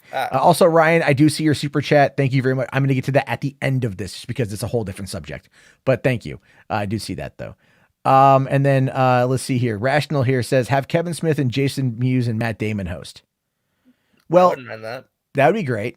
That would be great. You know, getting Kevin Smith to host the Oscars would be amazing. Well, can I just point out that, you know what? Kevin Smith was fucking right. Kevin Smith was fucking right because this popped up today too. Oh yeah, they announced this today, the same day. Right, it's same day. This is like the thing. It starts off the, you know, I think the Amy Schumer subject is kind of like, you know, kind of overtaken this one. But this is the whole thing, man. Oscars, Twitter top fan voted film will be recognized during broadcast. The fuck are you talking about? It's basically the most popular film award. It but is not an official Oscar. It is, exactly. And it's it's like it's basically they're treating this like it's the fucking MTV Movie Awards because you can vote multiple times. You can vote up to 20 times a day.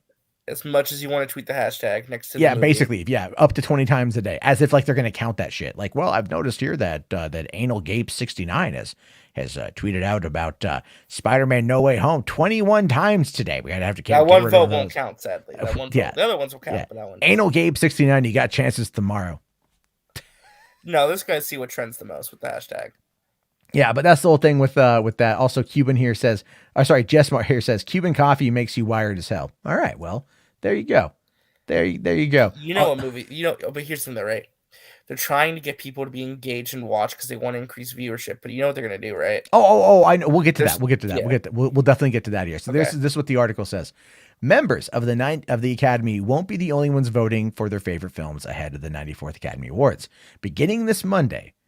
So a full month and some change, like 5 weeks leading up to this. Twitter users will be able to vote on their favorite films that were released in 2021, regardless of if that film was nominated for an Oscar, using the hashtag #OscarsFanFavorite. The film that receives the most fan votes by March 3rd, okay, so only a couple weeks, will be recognized during the awards broadcast on March 27th. But it gets even crazier. And this is, again, what the fuck? Twitter love won't end there either. 3 Twitter users who cast their votes during Feb 14th to March 3rd period will be selected, along with their guests, to have an all-expense paid trip to LA to present an Oscar award at the following ceremony in 2023. Are you fucking kidding me? So you're gonna have Twitter users present an Oscar next year. Yeah. So like I said, Anal Gape 69 could potentially go to imagine like one of those people on Twitter, one of the anime avatar incel, never left their mother's basement type people, right? Imagine Geralt of fucking Snyderverse or Mercury getting to go up there and present an award in 2020 fucking Zack 3. Snyder. Right? Yeah. Right? Like that's the whole thing, because you know what it's going to boil down to. It's going to boil down to these 2 movies. That's what it is. Marvel versus DC once again. Marvel versus DC. And here's the thing. I think in this case, DC will have it. My honest opinion, I think DC will have it. The last I heard, though, the rumor is that you can't nominate Zack Snyder just because it wasn't theatrically released, though. That's what's going around, I heard, at least. But reading, so they're pushing for Army of the Dead instead. Yeah, well, look, it's not going to be Army of the Dead. All right, they're going to go like the thing is, you won't be able to unite the fan base over this. They're going to push for Zack Snyder's Justice League. All right, like I was trending today again. I didn't see Army of the Dead trending today. Well, it's also 214 Day, the 1-year anniversary of the Snyder Cut's trailer release, so kind of emboldened people to like tweet. Oh, was it? Yeah, it was an anniversary day today too. So this is why I muted Restore the Snyderverse on Twitter, so I only see it like if something trends. I'm never going. It's literally like herpes. It literally flares up like herpes. It is now the herpes of all fandom. It's just constant herpes. That's the question though. What's going to win them, Matt? No Way Home, because it's basically the most popular film category. So who the hell is going to take it home? This is gonna be, in my mind, this is gonna be definitely. I think it's No Way Homes. I think it's gonna be No Way Home, but I think Justice League is gonna be hit as well. Now, here's what we know is that you will not be able, like there won't be any it's not an official Oscar, right? So it's like an honorary Oscar is what it is. That's all. You basically just get a shout out during the broadcast, basically. Yeah, it's all like it's gonna be one of those things that gets announced during the commercial breaks. Yeah. Like this also winning an Oscar for this is such a desperate move on their part. It's an act of desperation. Yeah. For relevance. It is. It absolutely is. It's one of those things where I look at this and I just have to laugh and laugh and laugh and laugh. It's not going to work. It's not going to increase viewership. I'm sorry. It's just not. No, it's really not. Listen, if you're going to do this, just commit to the most popular film Oscar at this point. Just do it. That's what you want to do. You just don't want to do it. Well, what they want to do is they want to do it without being called out for it, is what it is. right? Like that's what Just it really do it boils down anyway. to. If you really want to do it this badly to get viewership up, then just do it already and stop pretending. Yeah. Well, You again, I read that. understand the viewership's down. It's down so horribly. I mean, we're approaching like below 10 million viewer levels, you know? Yeah. Well, okay. So I saw someone say there that Zack Snyder. Okay, RWP here says Zack Snyder's Justice League is not eligible. But again, looking at the article here, it doesn't actually say that. So make sure I had it here. Okay. Okay, so it says here that all right, they say here, Meryl Johnson, VP Digital Marketing, says we're thrilled to partner with Twitter to help build an engaged and excited digital audience leading up to this year's ceremony. Though through these activation, oh God, I hate the term activation. That's what if you ever see like a promotional event for a movie, it's called an activation. It's terrible. Through these activations, social media users around the world now have more opportunities to engage with the show in real time, find a community, and be part of the experience in ways they've never been able to before. So hold on, though. You said it's called activation, right? Yeah. Oh, shut the... It's about to become a Zactivation, baby. Zactivation. No. We're about to get some Zactivation up in here. No. Initiate the Zactivation hype machine. Yeah. Okay. So it says here, okay, maybe I misread this a little bit, but it says through the fan favorite film selected by Twitter users, it won't be a formal Oscar category. It will give eager fans the opportunity to weigh in with their opinions, especially if they didn't receive a nomination by the Academy, paving the way for a snubbed hit like Spider-Man No Way Home to potentially find its way into the ceremony. I mean, that's the whole point. That's like the whole point. Just give No Way Home an Oscar. Then. Yeah. Like, just nominate for something. So it says as part of the partnership between the Academy and Twitter, Twitter users will also be able to tweet about their favorite scene from a 2021 film using Oscar cheer moment.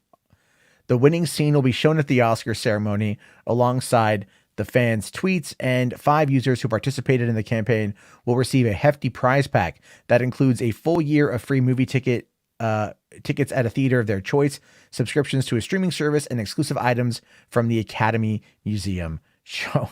What? What the fuck? This is so desperate. So goddamn desperate. It's like, hey, you guys want free movie tickets? You want to get Disney Plus for free? Yeah, you want the Oscars.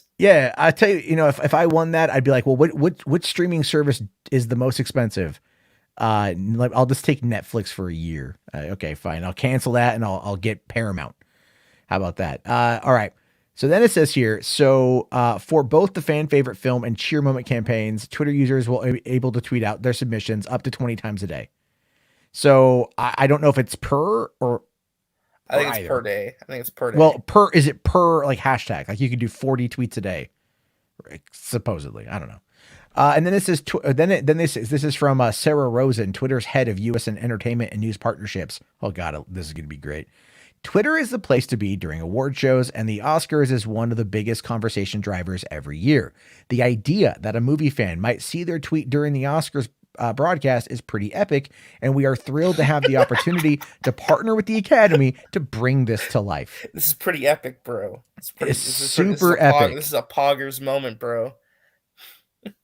This is the most pathetic thing I have ever seen. Now, the fact that she called it epic is hilarious. Yeah, I don't know. I do not see whether this was the exclusive article through there. So a movie released in 2021. It's not an official Oscar, so having it have to be with the official, the official release is like stupid. So blocking Zack Snyder's Justice League because it was released on HBO Max, they just said film released in 2021. Right. And if Zack Snyder's Justice League led the engagement of Twitter conversation around movies in 2021, which it did according to Twitter, then having that be something that's going to be nominated is going to massively drive the engagement on that. Yeah. Kind of freaky, to be fair. Like, I mean, this is so stupid. Oh yeah. Yeah. Well, God, Penson, get ready for the Enoch Snyder campaign. Oh no! Well, to be fair, like not Enoch, but like I've seen a lot of Snyder people be like, "All right, guys, this is our moment. Get that Oscar hashtag trending." Yeah, this is our time. It's our time down here. It's our time. That's what it is. It's just so fucking ridiculous. I don't. Just wait for Zack Snyder's Justice League not to get nominated or win this award. They're gonna be like conspiracy. Hollywood hates Zack Snyder. Hollywood hates Snyder fans. I know. Hollywood hates Zack Snyder. Hollywood's biased. No, Matt. It's gonna air on ABC, right? So it's the Disney agenda. Oh, it's the Disney agenda, right? That's the agenda we keep hearing about. Disney bias is real. The Marvel bias is real. Oh my God. Oh, great. This is a great idea. Thank you, Academy of Motion Pictures and Sciences. Great idea, y'all had. This just proves that it's time to end the Oscars. That it's absolutely time to end it as the a Oscars. show or end it just as a general just thing? End it as a general thing. Fuck award season. You don't need it. It's no one watches. It's all treat it like it's the Golden Globes. The greatest movies of the year, though. Do you need someone to tell you the greatest movies of the year? I don't, but they want to celebrate. I mean, how do you celebrate accomplishments in film then? How do you judge what the accomplishment in film is? That's why the Academy exists, I guess. Does it though? I mean, they reward, they nominate a litany of films, but some movies you ask yourself, how did this get nominated when something else is far better? Now, granted, they use, they have voters that are part of the Academy that are the ones that cast their vote. I mean, like I said, there's over 6,000 members of the Academy. The Golden Globes is done through the Hollywood Foreign Press Association, where there's I think 90 individuals that pick the Golden Globes. So it's it's a very, and the Golden Globes was so shamed after last year that they didn't even broadcast. They didn't do a TV. They did it all. Do your Oscars, but just do it behind closed doors, man. That's the whole thing. No one fucking cares. The Golden Globes was just someone tweeting out, "Oh, this one won in the Golden Globes. All right, cool. Moving on with our day." They're trying to make this thing something. They're trying to make it. They're trying to make it happen when it's not going to happen. They're trying to make the Oscars fetch. If I'm gonna make a Mean Girls reference here. Interesting point. Do you agree with that? What's Shifty saying? Hold on. Let me get back to the front there. All right. It says, no, the Oscars bring movies that we don't ever hear of to light. Cinema will freaking die without the Oscars. It would just be all comic book crap and Fast and Furious films. See, here's the thing with that, man. You're I understand what you're trying to say, but you're still relatively wrong. We're not. The Oscars bring attention to smaller films. No, not anymore, man. Look, sometimes they do, but again, having that boost that comes out of an Oscar nomination or Oscar win. Okay, look at last year, for example. What movie won Best Picture last year? Nomadland. Nomadland, yeah. Right. Where was that movie the day it won the Oscars? It was on fucking Hulu. It was already streaming on Hulu. Theaters were open. Right? Theaters were open, barely, but they were open, and that movie it was there, but people could watch it on Hulu. Cinemas will not die without the Oscars. That is the most asinine thing. Dude, there are 5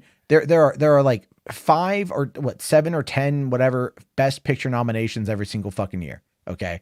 Right. There's only a small number. There are 52 weeks in the year, and when theaters are running at full steam, you're talking about on average 2 to 3 releases every single week. So let's say it's a maximum of 156 films released every single year, and you're telling me that less than 10% of that total number is going to save fucking cinemas? No.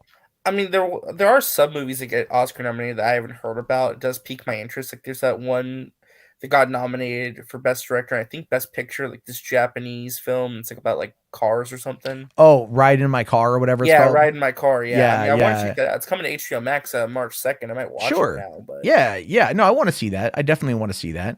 There's also, what is it?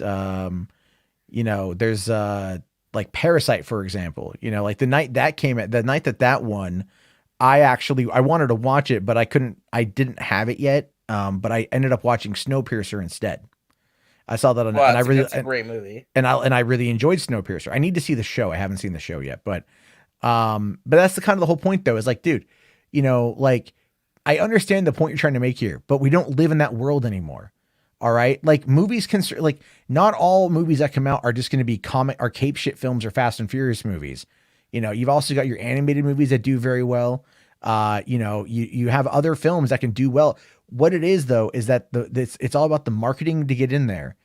And people nowadays have options to watch movies at home. And so they go to the theater for the entertainment factor. So that's the whole fucking People are just point. more selective of what they want to spend their money on. Yeah. And why go to a theater to watch a Nomadland when I can just sit and watch in the comfort of my home? Yeah. What am I going to get at a Nomadland in the theater that's like, a fucking sunset? I mean, like it's all that crap. I mean, HWAD here says Eternals is great. Don't let anyone tell you it's bad. Obviously defending Chloe Zhao, because HWAD now is like the #1 Chloe Zhao stan.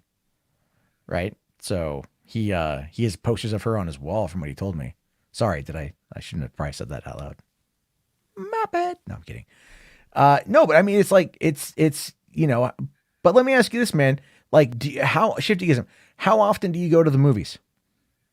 Like, how often do you go? And when you go to the movies, are you buying concessions?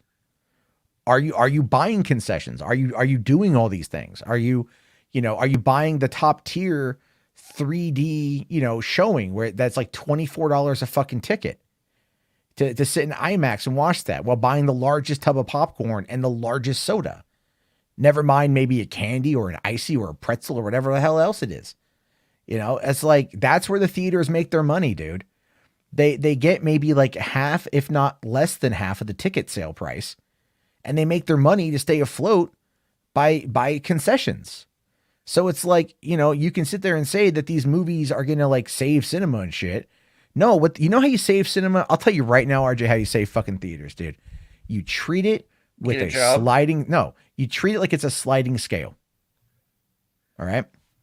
You treat it like it's a sliding scale. So here's how you play it. You put out a movie, first 2 weeks, it's premium ticket prices. So full price, let's say $15. Okay. And that's all day, including matinee. You then wait 2 weeks. You drop that down 50%. Now it's $7.50 or whatever the matinee price might be. And then after that, by another 2 weeks, you drop it down further. If it's still in the theaters, people will wait. People who want to rush out to go see it will rush out to go see it, and they'll pay full price, as they do with these cape shit films that Shiftyism is so adamantly against, while rocking a Cobra Commander Abby, whatever. Because I'm just saying that's a fucking, that's a franchise. God forbid franchises go to theaters. If you put it on a slide, and I say this because when, this channel is named $3 Theater because I worked at a $3 theater in Pasadena, California. The Regency Academy 6, I was working there. And we served over 200,000 people a year. And our ticket prices were $3 after 6, $2 before 6. And people waited. That's the thing, RJ. They will wait. If they are if they don't want to spend the full amount of money, they will wait. So instead of punishing them, and making them have to go to a fucking rundown discount theater, of which there Shifty are says many. He's talking more so about like the art form of movies. That's his main concern. The art form of movies are not like, there's an art form that goes into movies, but movies at the end of the day, no one's going to pump in $60 million into a fucking movie that can't get a goddamn profit. That can't get a profit. And if these lower budgeted films are not able to recoup the costs, then maybe it's time to reevaluate the cost. But it's so much more that goes into it. It's not just one angle. This is not an industry that like it needs to reform itself. And here's the thing. If you lower ticket prices on a movie that's older and families come in to go see them, guess what happens then? They might buy more concessions. The theater gets more profit. The theater then can afford to pay its people and stay open. But there's a reason why the Regency Theater I worked at, and a lot of other theaters in LA do this too. They go and they take out old cinemas that have gone under, cinemas that have closed down because they can't afford it. They move on in there, they take it over, and then they become a discount theater because even though they charge less, they can get more people to go in because they save $1 or $2. And then they spend a lot more money on concessions, and that's where the profit is. So if you release it as a sliding scale, where every couple weeks the movie drops in price, that was going to open the door for more people to come in to go see it, because it's going to be more, it's going to be better for their wallet. And I don't think I'm wrong on that. I don't think I have 14 years of experience working in movie theaters, and that is the best system I've come up with. So, anyway, Mic drop. There you go. Mic drop. I know there's some super chats to get to as well. Hold on here. Sorry guys. I was off on a rant there. So, let's see. Ryan here says you save cinemas by actually going to the theater and buying concessions. Yeah. You know what I do? I've got the Cinemark pass. I pay $10 a month for Cinemark. I get one ticket and I get 20% off of concessions. And so right now, like, medium popcorn costs me like $5. So I go to the theater, I get my ticket, I go in, I get my popcorn, I sit down and watch my movie. AMC A-List. I'm an AMC A-List member because AMC is the only major theater chain in my area. It's a godsend. I love AMC A-List. It's a great service. I literally save so much money. It's ridiculous. It's a great value. See, look at this. Look at this here. This is the worst fucking take you can have, dude. Marvel ruined cinema? Fuck no. I've never got your take on this. That's why I'm asking. How? Okay. Like, So you don't agree with Martin Scorsese, Roland Emmerich, all those guys? No. Okay. Like Emmerich, dude, Emmerich is I love Emmerich, but he makes disaster films. All right. Those aren't in vogue right now. They will be eventually, but they're not in vogue right now. So those movies kind of ebb and flow. Scorsese movies have never been like massive blockbuster earners. They've done well. I think it's not about the money. It's about the opportunity of not getting to make those movies because they're not in sync. Are they? But are they not a business? Are these studios and these financiers and these companies, are they not a business? Well, are they not? That's the debate, though. Where do we draw the line between business and making art? Every art is a business. Every artist is in the process of making art to make money, to sustain themselves for doing art. I love doing this show. I love talking movies every single night. I sustain myself off of the super chats that I get.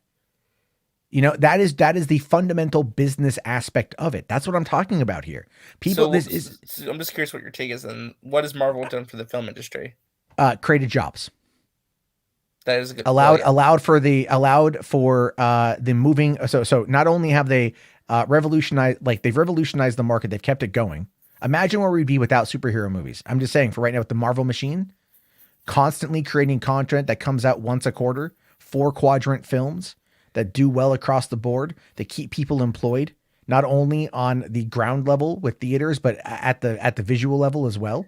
So you think it's allowed theaters to be more busful and it's allowed yes, them to, like, and not only that, but the technological advancements that have come from the financing of these films to, let's say, Lucasfilm, to go on and now to create the volume technology, in large part that has a lot to do with the success of Marvel coming in through the parent company of Disney, and how that's been able to funnel itself into Lucasfilm. ILM specifically is the best in visual effects. Our visual effects have gotten better, not worse.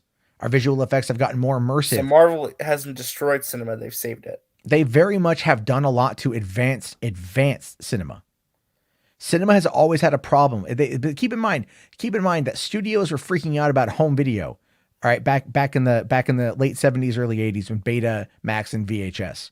All right, they thought this would be the death of them. But you know what? They found a boom in the late 80s and like all the way through the 90s.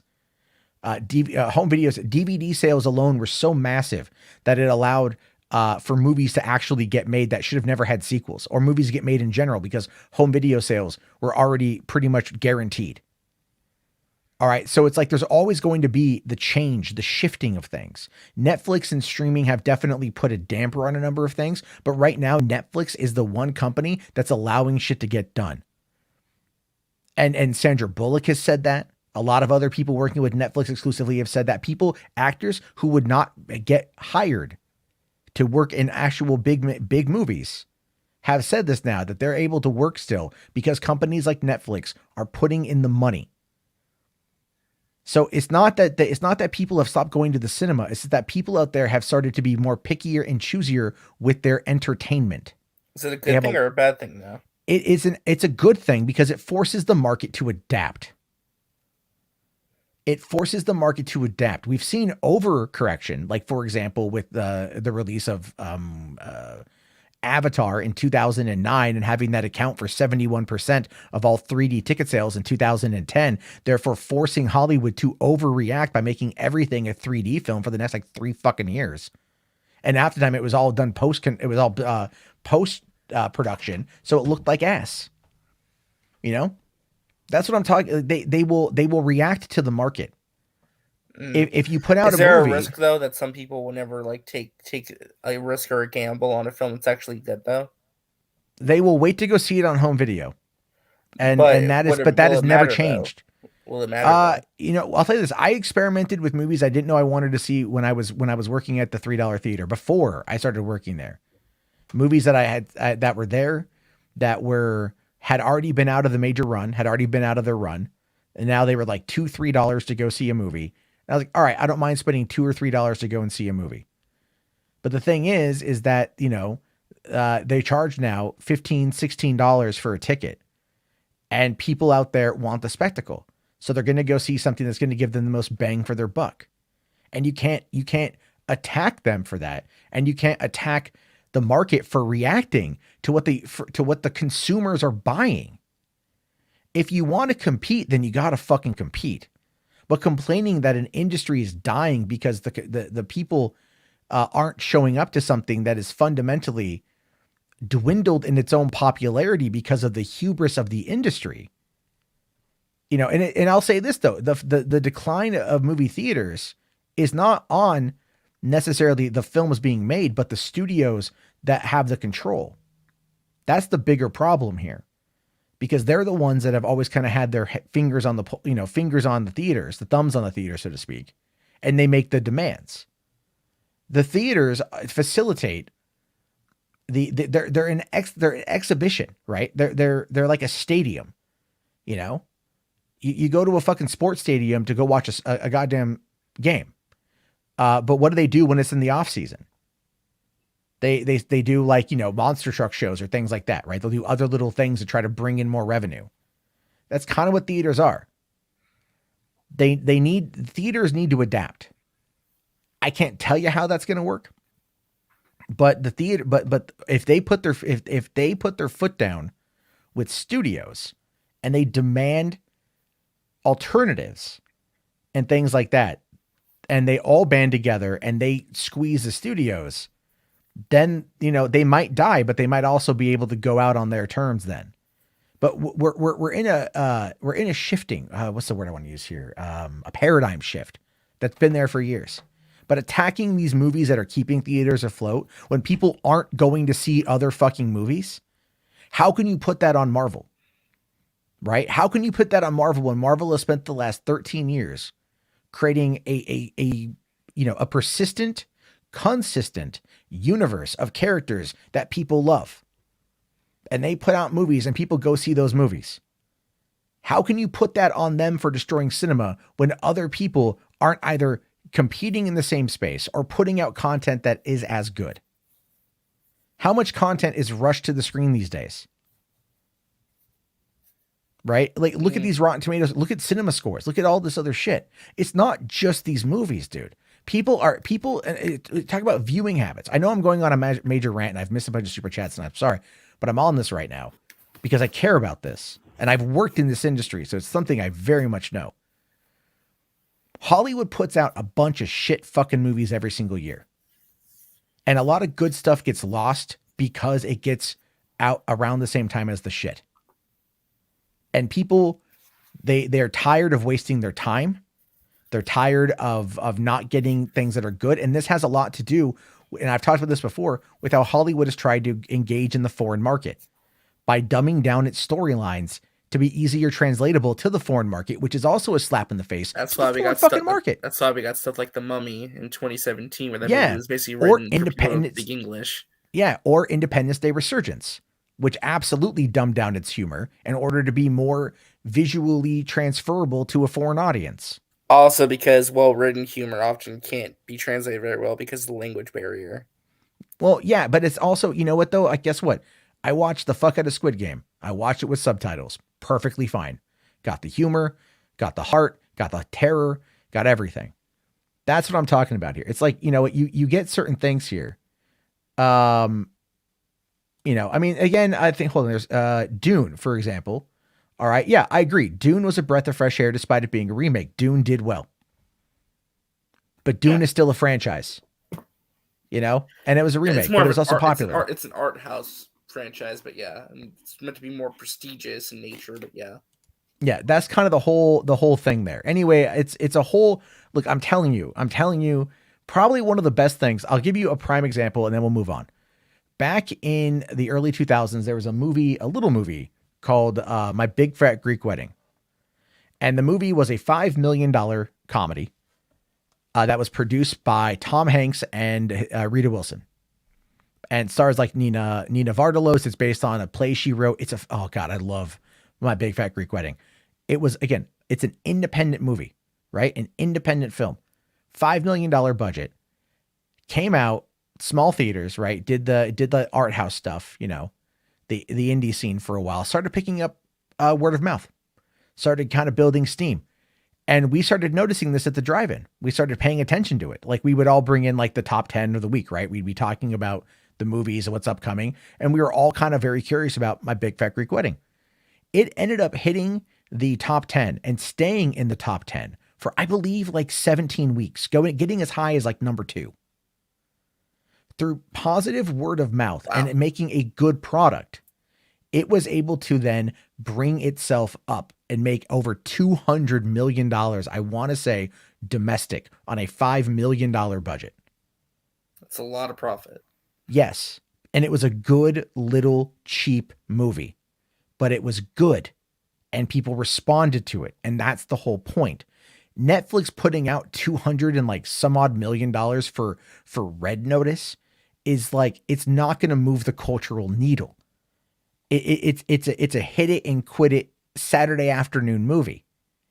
You know what I mean? Like, and that's the problem, is like they need to curate the content better.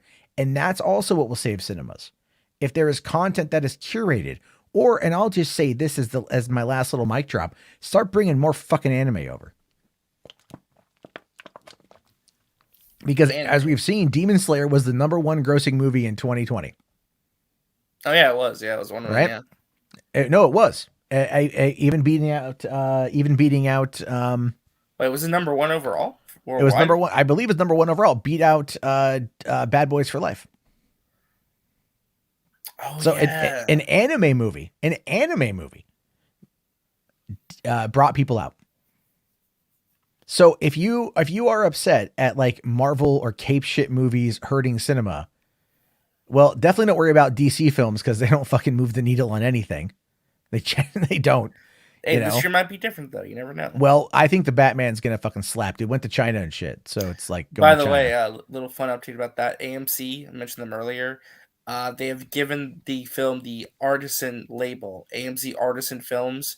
That is monumental. The only other comic book movie to ever get that label from AMC was Joker in 2019. It is a label exclusively for films that the theater organization believes is fundamentally a game changer in terms of cinematic quality and what it did for art.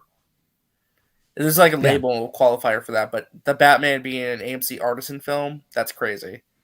No, I'm definitely I'm so excited to see it in a couple weeks. But Barrel Bob here makes an interesting point, and this is the other side of things that I didn't talk about.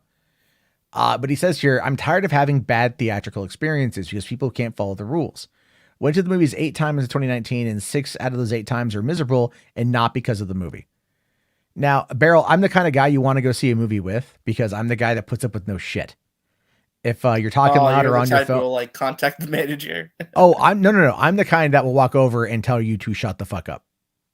Like, I don't care. I know people have been shot dead for that. In fact, actually, I think it was like 8 years ago, a cop like killed a guy in an incident in a theater over texting, and he's just now standing trial like yesterday, I think. So it's, but it's, I mean, I would probably die. Let's see. Hold on. Oh, wait, hold on. Alex here says the $3 in Pasadena is no longer yeah, it doesn't surprise me. I haven't worked there in over 10 years. I'm pretty sure they raised their price. The point I'm trying to get to here, though, is people are also dicks when it comes to going to the theater. You know, there was a time there where I forget which theater chain it was, wanted to put in the back row, modify the back row to be like the texting zone. So they would encourage teenagers to come and sit in the back row of the theater in order. Yeah, it is dumb. So you know what but if you've noticed, all these cinemas have had to go luxury because that's where, again, people are treating it like it's reclining seats, much more stricter rules. Yeah. Like, reserved seating, things along those lines. And well, even every theater, even the luxury ones don't do, they all do reserved seating now because it's more convenient. Oh no, it is. I actually the very first time, it's so funny. The very first time I got reserved seating was in 2015 for The Force Awakens. My family was coming up from San Diego, my brother and my stepdad, and I wanted to take them to go see it because I like going to see Star Wars with my kid brother. So I took them to go. I bought tickets for I think like five or six of us or whatever in the premium format, right? Like it was the large screen presentation. And we get there and we're a few minutes late because we were having dinner. So it's like right at the opening crawl. And I go to the seats and there are two people that are sitting in the seats. And I'm like, hey guys, you're in our seat. And they're like, no, we're not. And I'm like, yeah, you are. Oh yeah. Did you pull up the receipt to show? They pulled up their receipt and guess what? It was the same seat. Oh no. And so I'm like, the fuck? Cause I had spent like $100 on tickets. Oh no. So I went and I found the manager and I'm like, dude, the fuck is going on here? I bought these tickets a couple days ago. We're already missing the movie. And the guy's like, well, apparently what happened was those people had like missed their screening and like the manager overrode my tickets and gave it to them. So what they did is they refunded. They can do that? He did. He fucking did. This is 2015. This is a long time ago. I don't think they would do that anymore. But so they overrode my tickets and gave them to these other people. So they said, well, we have we'll give you your money back. And we have another screening in like an hour. And it was like a smaller theater, but they had like the bigger recliner seats. And I'm like, all right, whatever. So we saw it there. It was fine, but it wasn't the format I wanted to see it in. But I was like, all right, fine, whatever. But it's again, like those kind of situations. I'm like, dude, I could just fucking watch this at home eventually and not even have that worry. Like I have my 55-inch Samsung TV. I've got a nice pair of Bose headphones. I can Bluetooth it right from my TV to my headphones. I'm sitting in my $7,000 Tempur-Pedic bed, and I'm just chilling there in the dark watching this movie on screen and I'm enjoying myself. And I can have my popcorn in bed too and like not bother anybody. So it's like, I love the theatrical experience, but the theatrical experience is not evolving enough for the convenience factor of doing it from home. And that's another thing too. People don't want to deal with getting up and leaving their house. It's a whole thing. It's like the drive-ins were practically dead. Really, I mean this. Like even when I worked at the drive-in, like when I first started working at the drive-in, we were like averaging like $500,000 a year. And then there was a revival. And then we jumped up to like over $1.2 million a year, which was massive for us.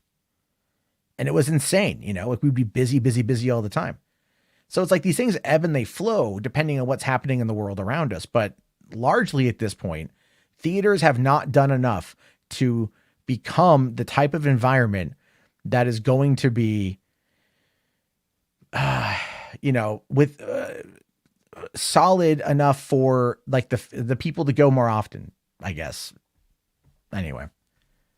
So, I mean, look at Just a Lame Duck here says, I still sneak into movies. Yeah. So, I mean, yeah, I don't do that anymore. I used to do that when I was a kid, but I mentioned my bed because I bought it in 2018 because I was having trouble sleeping. It's a Tempur-Pedic. It's memory foam. I love it. So I get a lot better sleep now. That's good.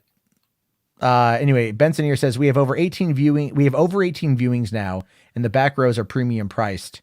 A large popcorn and drink in the UK would be like $25. Yeah, they're insanely expensive. But I also think that more theaters need to stop allowing children after 6 p.m. Well, I know that there shouldn't be babies in the theater. Period. That's my opinion. Dude, I'll tell you this: when I saw Finding Nemo, I saw it opening day, first showing with my friends. and we were watching the movie, and like someone brought their kid, Oh, great. right, and was crying during Nemo. And I understand that it's a Pixar film, it's rated G, but Finding Nemo is one of the best films of all time. Let's just be fair, right? So you're enjoying your experience. And this baby, like, look, a couple times I understand it. All right, understand it. Baby might be upset. Give parent a minute to kind of, quiet the baby down or take the baby outside. All right. Parent did not take the baby outside. So on the third time, I just blurted out, "Would you shut that fucking kid up?" Oh my God. I was 21. I was 21. I was like, and then I just hear this like your baby cry and the shuffling, and then you see the parent leave, and my friends looked at me like, dude, I'm like, I don't fucking care. I'm watching this. I paid my fucking money. You paid your fucking money. They paid their money, but they're being disruptive. So it's like, take the kid outside, it's like, that's the way I'm adamant about that. Like if I took my kids to a movie and my kids are upset, I'd take them out because it disrupts other people's experiences, which then that leads to what Barrel Bob was saying about how they disrupt the experience. And as a result of that, it ends up causing them to not want to go back. So, maybe people can have a little bit of fucking common goddamn courtesy, turn your motherfucking phone off, fucking keep your kids at home.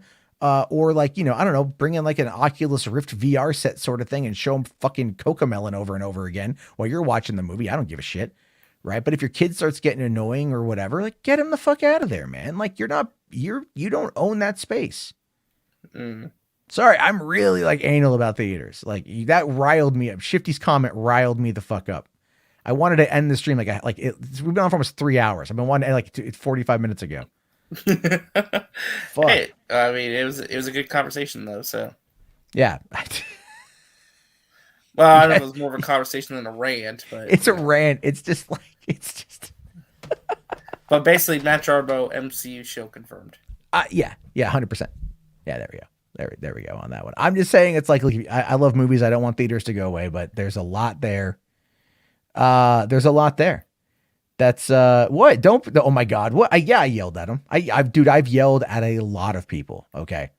Like I one time had my employee go into an auditorium and look for anybody who was bringing in outside food or drink and then have them throw it away. Oh, wow. Really? Yes. Damn. I think I was just being like a dick that day. Yeah, that's kind of that's a dick. I would never do it now. Cause here's the thing, man, I'm a hypocrite. I bring in outside shit all the time. Like I buy popcorn, but I bring in like a water, So, all right. I know. There's a lot. I know there's a lot of super chats here. We got to get through here. All right. So there's like so many fucking super chats to get to. I'm not complaining. Thank you guys very much for listening to my impassioned rant about this stuff. But all right, let me just make sure I've got it all. Okay. Yeah. I don't want to miss anybody's. It's not like when I was doing that live stream with 2,500 people watching where I literally could not keep up with the super chats. It broke StreamYard. Oh, that's how bad it was. That was how bad it was. Yeah. Yeah. All right. So, let's see here. Okay. Command unit here says reminder. Oh yeah, we looked at that one. So yes, I will be doing that one. Okay. I'm just trying to play catch up here. Let's see here. I think it was Ryan Hartwell's. Yeah. Oh, no. It wasn't. Okay. Command unit here for 15 shekels. Thanks, buddy. Says some leaks say 40K live action series budget will be higher than Lord of the Rings series. Some big names have already volunteered for it. I do think that a good 40K trailer or 40K series would yield a very fantastic response. So 100%, yeah. So it's entirely possible that would definitely work out in its favor. And, but then again, it's like, but I think the funding for it would probably be like, there would be outside financing possibly that would come on in, but I don't know, man. Like they're talking $1 billion for Lord of the Rings. I don't know if Warhammer is going to do that, but and here's the thing, Warhammer's case, hire fans put out the best content out of everything you've shown us so far. Command unit, the fans do the best content. Absolutely. 100%. So that, and then we got a $20 one here from Ryan, man. Thank you so much, Ryan. I really appreciate this. I wanted to get to this because we talked about Ryan. He says, "You're not wrong.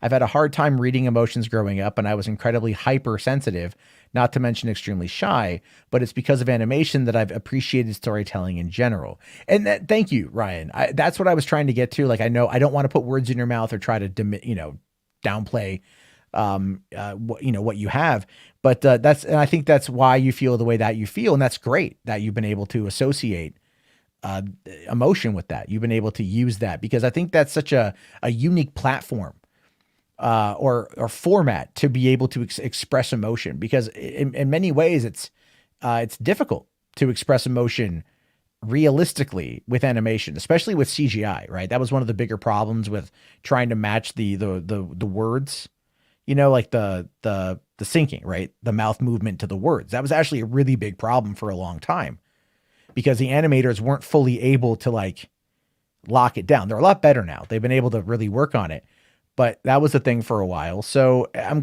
really glad, Ryan, that you've been able to find the appreciation there. And good, man. Let's keep it up, dude. Keep it up. So thank you for that.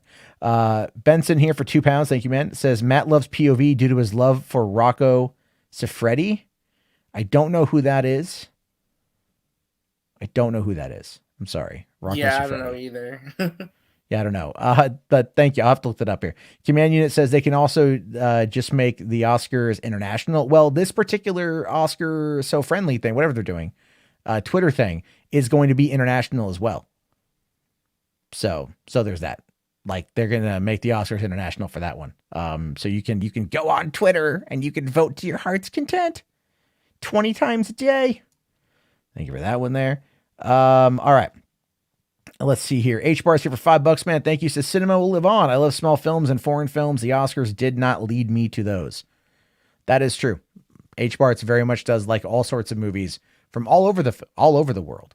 And he seeks them out. And so what we need is more people like H-Barts who seek out these smaller films. I used to do that a lot more back in the day. I think as I got older, time became a bit more harder to like put together. When I was younger, I had a lot of time to watch movies. Now I don't. So it's like you have to kind of pick and choose, and that is a factor of life. So it's kind of like, but never lose that. It's what I'm trying to say. I think that's all great. Peter Rabbit Defender here. Thank you, buddy. $5. This is a disaster for the Oscars. Do you think because of Kevin Hart's controversy, they couldn't find a perfect host? They could have asked The Rock to do this. I don't think The Rock would have done it. It's not worth his time. Yeah. It's, him showing up at the Super Bowl to give a 5-minute speech when he lives in Los Angeles. It's not that big of a deal. That has more impact anyway. Yeah. Too, which is the other thing. It is more impactful. That's more his audience. So again, just pointing that out there. But thank you very much for that. Yeah, I think it's a bad idea for Amy Schumer. It's gonna be pretty terrible tomorrow. See what happens with that. H-Bar's here for another $5, man. Thank you. Says, I thought Eternals would be sunset trash, but it's good because it's very standalone and different from the rest. And that's how you can also sustain these franchises, by having them be connected but be different. And I know, RJ, I know you agree with me on that one. Yeah, no, I think sometimes it's could have like a nice blend of both. I think that's the idea. I think you can mix the standalone within the larger franchise. Oh yeah, no, very true. Very true. And I still need to watch Eternals. Maybe if I have time in the morning. Peter Rabbit's Defender for $2 says enough champagne to fill the Nile. Gal Gadot. Have you seen the Death on the Nile trailer? She says that line. It's so bad. Her acting's so bad, apparently, in that movie. I will say this. I will say this about Gal. She upped her game for Red Notice. She was my favorite part about Red Notice. Oh, really? Yes. I really enjoyed. I felt like she was having fun. She didn't need to put on like the stern face, like with Wonder Woman or whatever, or play the damselish character here. For Death on the Nile. I think she had a lot of fun with it. She kind of upped her game a little bit. And I'd like to see her put more work into her acting ability. So, good for her on that one. I do want to see Death on the Nile, but I'll wait for it to come to Hulu, which will be... that's a 20th Century Fox release, right? That's a Fox release. It's going to be a few months. It'll be on HBO Max by April. Probably, yeah. Probably, yeah. H-Bar's here for another $5, man. It says, Kevin Feige is full of shit with Moon Knight being no holds barred. It's on Disney Plus. I mean, It is TV-14, but you can get a lot. You can get away with a lot. I mean, look at Falcon Winter Soldier. John Walker decapitated, dude. Yeah, but you didn't see him decapitate a guy. But they implied that was a good scene, though. I will admit that was a really intense scene. I don't know what they're going to do. I think it's going to be a lot of bloodless stuff. I think it's going to be like, it's going to be a lot of bloodless. Can you showcase brutality without blood? Yeah, you can. Or it's going to be aliens. Or monsters. Or monsters, yeah. Could be another factor.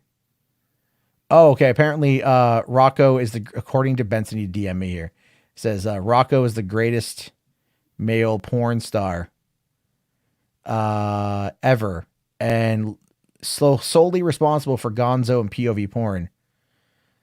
I can't believe a man with such a knowledge of adult movies doesn't know him. I don't watch porn movies, Benson, for to get knowledge. I mean, I'm looking to release something, but it's not, it's not, I'll be honest, it's not that. Thank you for the history lesson. I now know more than I did.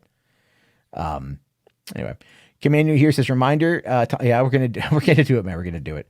Also says here, thank you. Major Grom, Blake Doctor is my favorite movie of 2021. It's honestly a masterpiece in almost every way possible. It's basically perfect as a movie. I know I keep meaning to sit down and watch that. Maybe we got to do that one night. Yeah. All right. H-Bart's here for $5 says, fuck the AMC Nicole Kidman ad. My God, it's long and delay the film. I don't know. It is a very annoying ad. It's like you walk into AMC, it's like, you want to know what's special about the movies? Let Nicole Kidman talk to you about that. It's like, I'm already at an AMC theaters. Why are you marketing me AMC? I'm already there. It's weird. That's always kind of weird when they do that, right? When they're like at the theater and they're like, let me tell you about why the theater is great. Like, yeah, no, I'm here. Like, I just want to. That's the thing. Was it when I saw Spider-Man: No Way Home, and there was 25 minutes of ads and previews before the movie started. The movie's already long as fuck as it is, and 25 minutes. Like, we don't need 25 minutes. People aren't going to be mulling in. If it's assigned seating, they know what time it starts, and they know where their seats are. Exactly. We don't need I don't need and then I hate that now. I love trailers. I love getting there early and getting settled and getting the excitement ready. But it's like, I feel like I could go watch an episode of South Park in the time it takes to get to the actual movie from the lights go down. You're not wrong. No. And then also H. Bart's here says, we have enough champagne to fill the Jarbo. Sure. I'm a pretty easy fill on that one. I don't drink a lot, so I'd be drunk pretty quick. So there you go on that. And Commander here says also, thank you. The most official 40K content mostly comes from Games Workshop's books, publishing arm Black Library. They have over 500 books published by this point. Well, they need to get on making the movies or the shows, or, like I said, hire fans. Hire fans for those guys. That's just at this point what they need to do. Whether or not they actually do it, fucking I know. They definitely kind of drive me through. Also, all right, why don't we take a look here? This is the Blood Bowl trailer. Command Unit was asking us to take a look at here because it's almost 1 a.m. my time. I got to get to bed here pretty soon, so we'll just kind of wind this down. I don't know if you got to bail, RJ. I know it's late. If you got to take off, you can take off. It's all good. No, I'm good, man. I'll start. Okay, cool. All right, we'll give this a go right here. Thank you for that, Command Unit.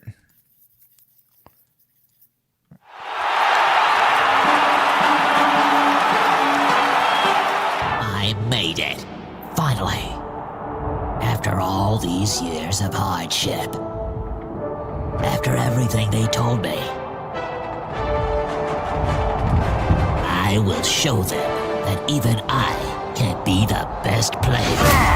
Blood Bowl!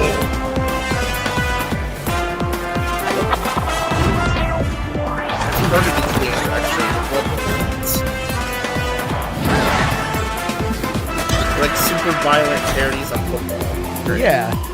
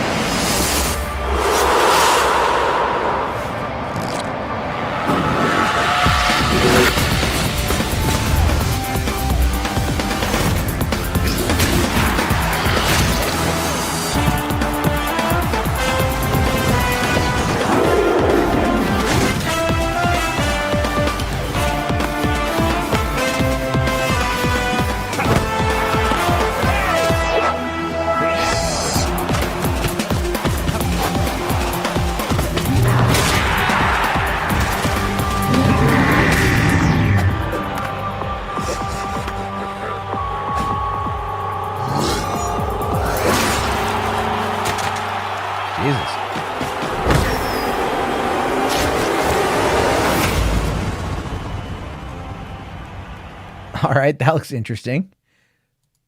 That looks pretty fun. It looks kind of cool actually. I like it. It's one of those. I'll tell you this though, where I'm at with the with all this stuff now is I'm so tired of like the cinematic trailers. Like I like actual like gameplay. You know, I'm like, don't show me the game until you got something to show me. You know, because I mean, I don't know if you remember, but like the Killzone 2 E3. Oh yeah. That whole thing is like, this is what the game looks like. That's not what the game looks like. The PlayStation 2 can't. Or no, yeah, that was PS3. PS3, yeah. Yeah, PS3 can't do that. It's like, yeah. No, that's very true. Definitely can't do that at all. All right, so then this next one here is called Atomic Heart. I don't know anything about this one. So is it a sequel to Atomic Blonde? No, it's a game. Yeah, definitely not a movie. But it goes up to 4K. We don't need that much. StreamYard is not that powerful, folks. Anyway, let's take a look at this.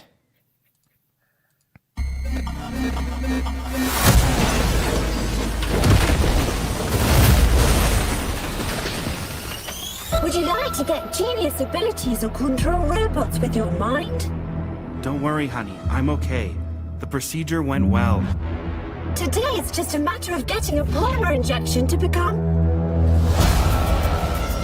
the human of tomorrow. There's a man in the facility. He's armed, and he's equipped with an experimental polymer glove. We have no chance.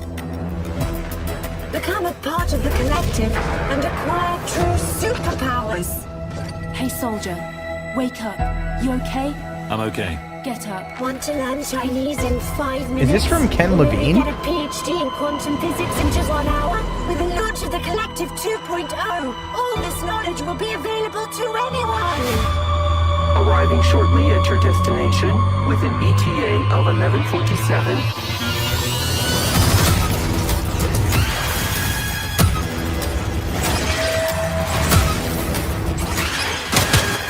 Now, shut up! Why the hell should I believe you all? We've got 30 seconds. Let's go. 30 seconds to what? And then it's total Biatka's son. That's what. What the hell?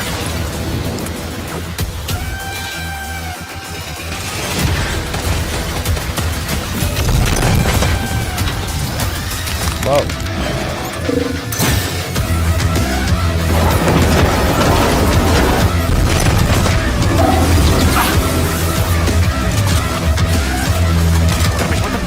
Going on? The robots are out of control.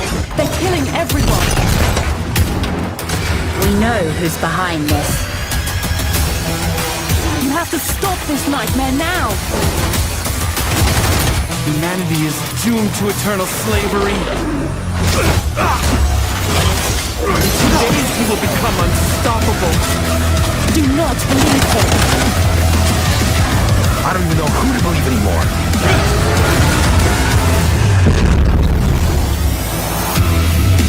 You've got 2 days, son. Don't let me down.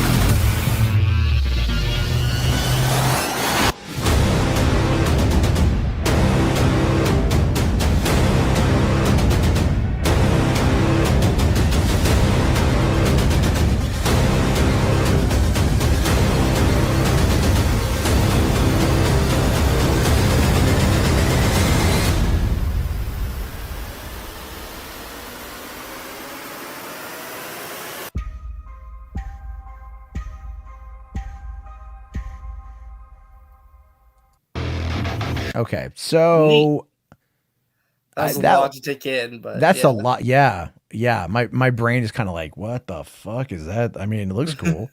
It's like, a little bit of BioShock, a little bit of Half-Life in there. Clearly, if no one says that, like, no glove, no love, I'm be very pissed. Yes. Yeah, you gotta say that. You know, and then so yeah, man. Jesus Christ. I don't know. Why did it take so long for 2020? I don't know. I'm like, it was like anticipation. Like that was and a little bit of Doom WC, 100%. That's kind of weird.